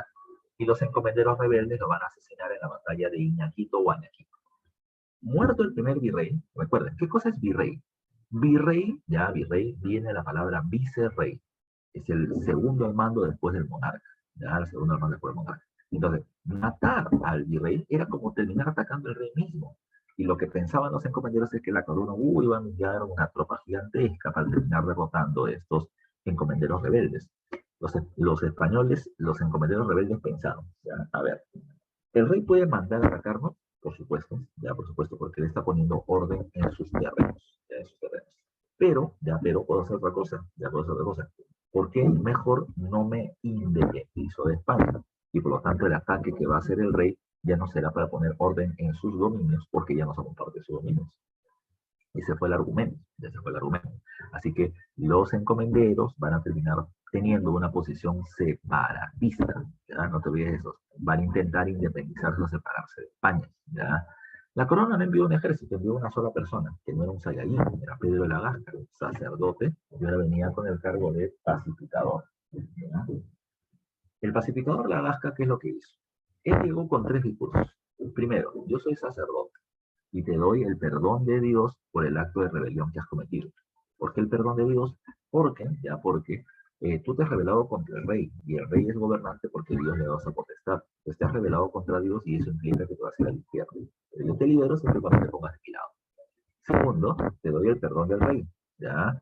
El rey no te va a juzgar siempre cuando te pongas de mi lado. Y te doy además de eso un tercero. Comienzas. ¿Qué dijo el rey? Primero, 1 o 2 vidas, ¿no? 3, 4 o 5. Depende precisamente qué tan importante seas, ¿ya? Y en qué momento te unas a mí. 3, 4 o 5 vidas de encomiendas. Muchos de los encomenderos se pusieron a pensar y dijeron, ¿ya qué hago? ¿Ya qué hago? Si me pongo del lado de Gonzalo Pizarro y matamos a Pedro de la Gasca, seguramente nos podemos quedar con esas encomiendas. Pero ¿qué me garantiza que la corona española no va a enviar más fuerzas para poder atacarme? Entonces, tal vez pierda la vida y pierda todo, pero si me pongo del lado de la corona me garantiza encomiendas por 3, 4, 5 vidas. ¿Pero eso cuánto es? Bueno, en promedio cada persona vive 40 años, pero puede ser gobernador o puede ser encomendero durante 20 aproximadamente. Entonces, si tengo una encomienda de una vida, 20 años explotando indígenas. 2, 40. 5 vidas, 100 años. Y ahí puedo tener muchos recursos. Mejor me la juego, ¿sí? y me voy con la corona. Así que Pedro de la Gasca logró convencer a casi la mitad de los encomenderos del Perú que se pongan de su lado y enfrenten a Gonzalo Pizarro. Y la batalla definitiva, una vez que había logrado casi la paridad de fuerzas, se va a producir en la batalla de Jaquijahuana, donde Pedro de la Gasca derrota a los encomenderos rebeldes separatistas ya cerca de Cusco. Muerto Gonzalo Pizarro, ya Pedro de la Gasca no tiene el título de virrey, solamente es pacificador, el que estaba poniendo orden en esta región en caos. ¿Y qué es lo que va a decir aquí? A ver, todos los que estuvieron conmigo peleando, ya nos vemos en Huaynarima para poder hacer un nuevo reparto de las encomiendas. Eso se le conoce con el nombre del reparto de Huaynarima, ya como lo estoy poniendo por acá, el reparto de Huaynarima. Él había previamente establecido una división del Perú en 100 encomiendas, ¿ya? Para los que él suponía iban a ser 100 encomenderos que él terminaba beneficiando, tendría que beneficiar. Pero a la reunión llegaron más de 1000 españoles. Llegaron más de 1000 españoles reclamando lo siguiente. A ver, señor Pedro Lagasca, yo no supe que usted estaba peleando contra Gonzalo Pizarro porque vive en un lugar alejado. o cuando ya me quise movilizar, el enfrentamiento ya había acabado, pero eso no significa que yo esté del lado de él y que usted me tiene que ser encomiendas. O hay españoles que sin ser encomiendas dicen, yo peleo por usted porque usted está ofreciendo las encomiendas y quiero mi beneficio. A esta reunión del reparto de Buena Lima llegaron 1000 personas y él había terminado planteando repartir 100 encomiendas. Pues había evidentemente una tremenda diferencia entre los que quieren y los que él quiere dar. Al final hizo un nuevo reparto de las encomiendas y terminó estableciendo 218 encomiendas para más de 1000 personas. ¿Qué les pasó? Los más de 750 que no terminaron teniendo el beneficio de la encomienda, que se les quitó la mano de obra indígena, se van a sentir insatisfechos, ¿ya? Se van a sentir no beneficiados y decidieron rebelarse bajo el liderazgo de Francisco Hernández de Girón, ¿ya?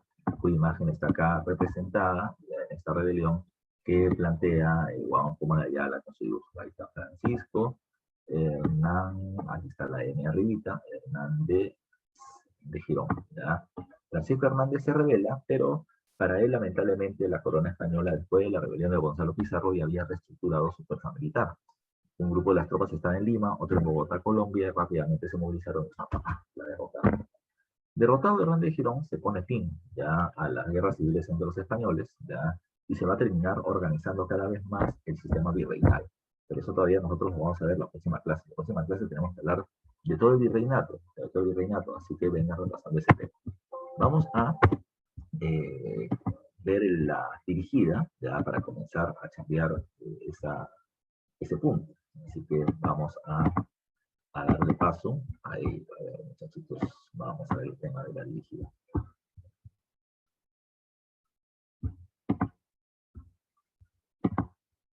Supongo que ya la han descargado, ya está en su aula virtual. Ahí también está la PPT que hemos hecho ahora, está ahí para que ustedes la puedan terminar observando y revisando luego. ¿Ya? A ver, ¿qué me dice acá? Dice, invasión española. ¿Se puede ver, muchachos? ¿Ya? ¿Se puede ver la dirigida? Confírmenme, por favor, por el chat. ¿Ya? Dice, invasión española a América y Altahuantinsuyo, guerras civiles y resistencia cusqueña. ¿Ya? A ver, confirma si se puede ver o no. Tenemos 30 personas en sala. ¿Ya? Con que uno diga sí, comenzamos a trabajar. ¿Ya?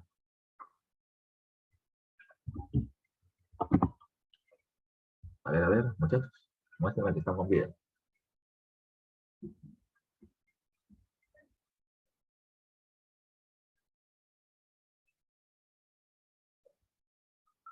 A ver,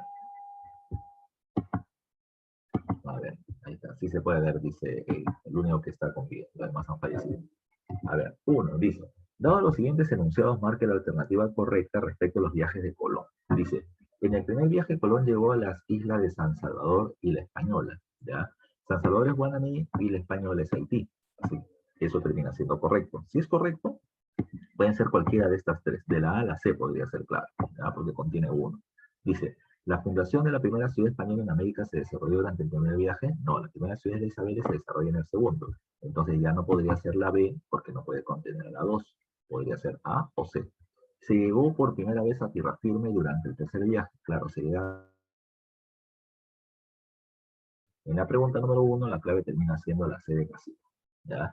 Pregunta número 2. Dice, sobre los viajes encabezados por Pizarro que concluyeron en la derrota del Tahuantinsuyo, establezca el enunciado incorrecto. Se me está pidiendo de esos 4 lo falso. ¿Cuál es lo falso? Dice, un sector de la élite incaica respaldó la movilización española hacia el Cusco, buscando sus beneficios. ¿Ya?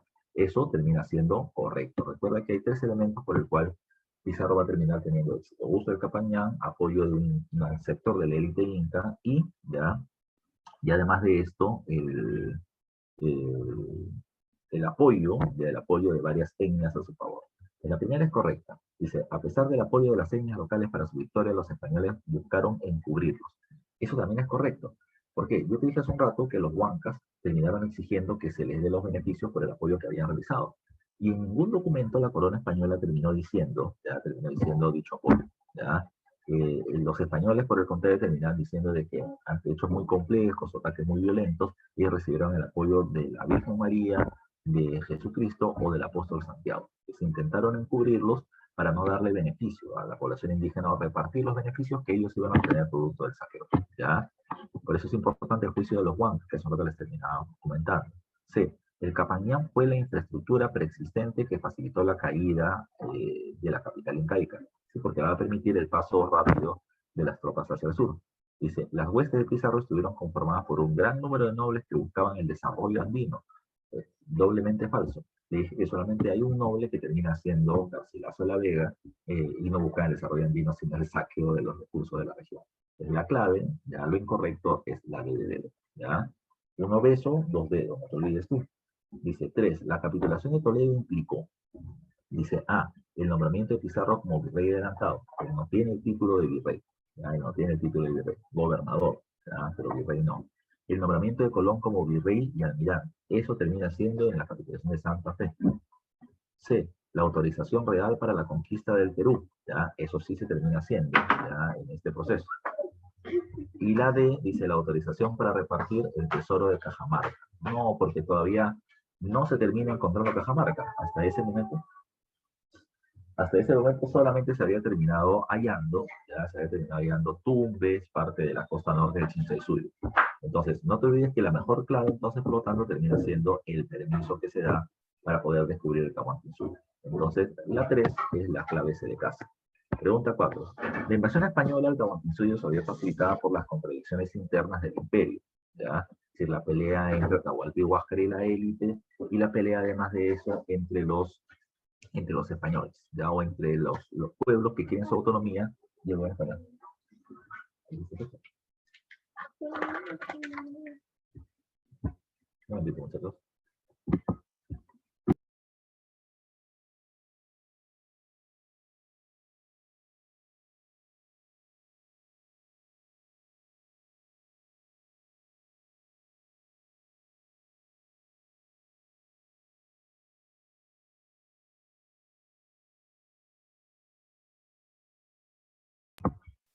A ver.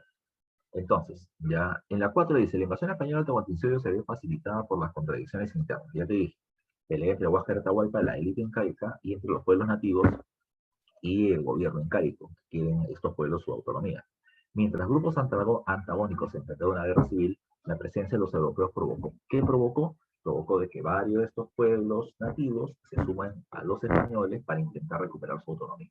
Dice entonces, provocó la derrota de Huáscar, ya había sido derrotado, la rebelión de Chancas y Chinchas. Los Chinchas no, siempre fueron aliados de los incas. La alianza de todas las panacas, no, eso al contrario, un grupo se fue con los españoles para intentar obtener beneficios, y la sublevación de curacas y grupos étnicos, repito, Huayla, Juan, Castellanes, Chachapoyas, Cañar, de los españoles. Las 4 las claves la D. 5. Tras la victoria española sobre el Tahuantinsuyo se produjeron una serie de conflictos entre los invasores españoles, tradicionalmente denominados como guerras civiles. La primera de ellas se enfrentó a los señores de Pizarro y Almagro y tuvo como causa primordial para ellos. ¿Qué cosa buscaban Pizarro y Almagro? Cusco. ¿Qué cosa buscaban sus seguidores? El control de las mejores encomiendas. Y eso es precisamente lo que está en la alternativa A. Repito, ¿cuál era una mejor encomienda? Aquel que tuviera más gente y que más fértiles, ¿ya? Y eso estaba en el norte, en Nueva Castilla, y los pizarristas o los almagristas querían eso, ¿ya? Así que en la 5 la clave es la A. 6. El estallido de la rebelión de los encomenderos fue en realidad una respuesta del feudalismo encomendero contra la política centralista española, establecida legalmente con. Entonces, ¿qué es lo que debe tomar en cuenta? Recuerden. Encomenderos que eran prácticamente señores feudales, porque tenían el control de terrenos, población, tributos, etc. No tenían el título, pero en la práctica lo eran. Se enfrentan al gobierno español, porque el gobierno español los está golpeando. ¿Con qué? ¿Con qué los está golpeando? ¿Con qué los está perjudicando? Con las leyes nuevas de Indias, que les quitaban las encomiendas a perpetuidad. Entonces, ya tomen en cuenta que la clave en la pregunta número 6 termina siendo la B de Besito. Pregunta número 7. Durante las guerras civiles entre los invasores, en la batalla de Jaquijahuana fue derrotado el plan de los. Les recuerdo, en la batalla de Jaquijahuana se enfrenta Pedro Lagasca contra Gonzalo Pizarro. No uno contra uno para dos sin polvo, sino que está los encomenderos rebeldes de Gonzalo contra los encomenderos aliados a la corona española con Pedro Lagasca. Recuerda que los encomenderos de Gonzalo Pizarro dijeron, bueno, me revelo, y me separo de España, me creo independiente de España, ya, porque esta invasión es ilegal. Ellos llaman eso. Entonces, ¿qué fue derrotado? El plan de los encomenderos rebeldes o de los encomenderos separatistas, como fue pregunta de examen de admisión. ¿Cuál fue la clave entonces? De los incas, no. De los encomenderos peruanos de separarse de España. Ellos fueron los derrotados. La C, los almadistas de someter a los pizarristas, ya había acabado esa pelea. Y los españoles al establecer encomiendas, no. La clave termina siendo la de Besito. Pregunta 8. Dice, en el reparto de Guaynarima, ya establecido por Pedro de la Gasca, ya, pero como ello marginó a muchos españoles, estos entraron en rebeldía encabezados por... Recuerda que el líder ya de la rebelión contra este reparto fue Francisco Hernández de Girón. Entonces con eso ya deberíamos tener clave, que debería ser esta directamente. Dice, en el reparto de Guaynarima, Pedro de la Gasca hizo una redistribución de las encomiendas para quienes estaban de su lado, pero recuerda que muchos reclamaron pidiendo de que no se les había dado lo ofrecido. Eso que la mejor clave termina siendo la A. Dice, pero como ello marginó a muchos españoles, ellos se van a rebelar, son los insatisfechos encabezados por Hernández de Girón, que va a ser derrotado en la batalla de Pucará. 9, ya para ir terminando, dice, en 40 años la élite cusqueña pasó de ser el grupo social hegemónico a un grupo sometido al dominio, al dominio español. Identifique los factores que propiciaron dicho escenario, ¿ya? O sea, ¿qué generó de que pasen de líderes a sometidos? Dice, las epidemias que colapsaron a la población española, no, son las epidemias que trajeron los españoles y que colapsaron a la población indígena, porque va a morir más o menos 1 millón de personas cada 20 años. Es un montón de gente que va a terminar falleciendo en este proceso, por viruela, gripe y sarampión, que son las principales enfermedades que los traen. 2, la derrota militar de la dinastía de Vilcabamba. Bueno. Es más o menos sí, ¿ya? O sea, Titu Cusi Yupanqui somete, Tupac Amaru ya no puede pelear más, así que por lo tanto podría ser esa una buena alternativa, ¿ya? Podría ser esa una buena alternativa, pero vamos a dejarla ahí. Dice, los conflictos entre cusqueños y etnias provinciales. Eso termina siendo mucho más fácil, ¿no? Muchos pueblos se rebelan para intentar recuperar su independencia. Y el fin de las reformas toledanas. No, Toledo llega en 1569 y va a gobernar hasta 1581. Y acá me dicen que en este proceso de la resistencia inca hasta el 72 ya no puede haber un fin de las reformas toledanas. ¿Ya? Que la mejor clave termina siendo esta, ¿ya? La 3 y la 2, ¿ya? Y la 3 y la 2 se terminan encontrando en dónde? En la alternativa A de avión, ¿ya? Que es lo que me está mandando como clave, ¿ya? Cristín, muy bien, Cristín. ¿Ya? Y la última pregunta, para ya tener un pequeño descanso, dice, tras una temporada de lucha, Titu Cusi negoció un acuerdo de paz con los españoles firmado en Acobamba. En ella se estableció, ¿qué se estableció? ¿Ya? Se estableció en la paz de Acobamba, ¿ya? En la paz de Acobamba, Titu Cusi Yupanqui planteó, el rey Felipe es el rey de todo el Tahuantinsuyo, pero siempre y cuando yo sea nombrado rey de Vilcabamba, ¿ya? Así que esto se estableció. Dice, la subordinación total de la localidad en mención al dominio ibérico. No, Vilcabamba no se somete, al contrario, se va a terminar manteniendo autónoma, ya como reino. Que Vilcabamba sería proveedor de oro y diamantes al gobierno virreinal, no se plantea eso. Es gran comercio, pero no se le es su proveedor. El reconocimiento del título de Inca o rey de la región en favor de él, claro, a él lo nombran Inca de Vilcabamba. Y el rechazo a cualquier influencia del protestantismo religioso en Vilcabamba. A ver, ¿ya? Eso no es lo que se establece. Se plantea que van a ser católicos, ya van a ser católicos, y por lo tanto van a renunciar a su religión nativa, pero no al protestantismo, porque ellos no tienen ninguna relación con los luteranos, con los calvinistas, no tiene nada que ver, ¿ya? O sea, lo que sí, si fuera una buena clave si dijeran que renuncian a su fe politeísta, ¿ya? O a su culto al sol, a su culto del idólatra, pero la mejor clave es esta, ¿ya? Que a él lo reconocen como Inca y se reconozca aquí como rey y evitamos precisamente problemas. Entonces en la 10 la clave termina siendo la C. Tienen sus preguntas domiciliarias para que cotejen precisamente con las claves que están acá al final. Así que vayan repasando. Repasen por favor por la siguiente semana virreinato. Y estén un poco más activos muchachos. Recuerden que el examen no lo voy a dar yo, el examen lo vas a dar tú, ¿ya? Así que preguntas que tengan, lánzalas, suéltalas, mándalas, ¿ya? Uno puede terminar apoyando, pero ustedes tienen que estar mucho más activos para poder estar ya expeditos para el examen, ¿ya? Recuerda que el ciclo tiene 3 semanas y acabamos de desarrollar la quinta, estamos casi en la mitad, ¿ya? Así que vayan estudiando con fuerza porque diciembre está acá a la vueltita nada más. ¿Ya, muchachos? Nos vemos la siguiente semana, por favor cuídense, estudien, repasen, que es lo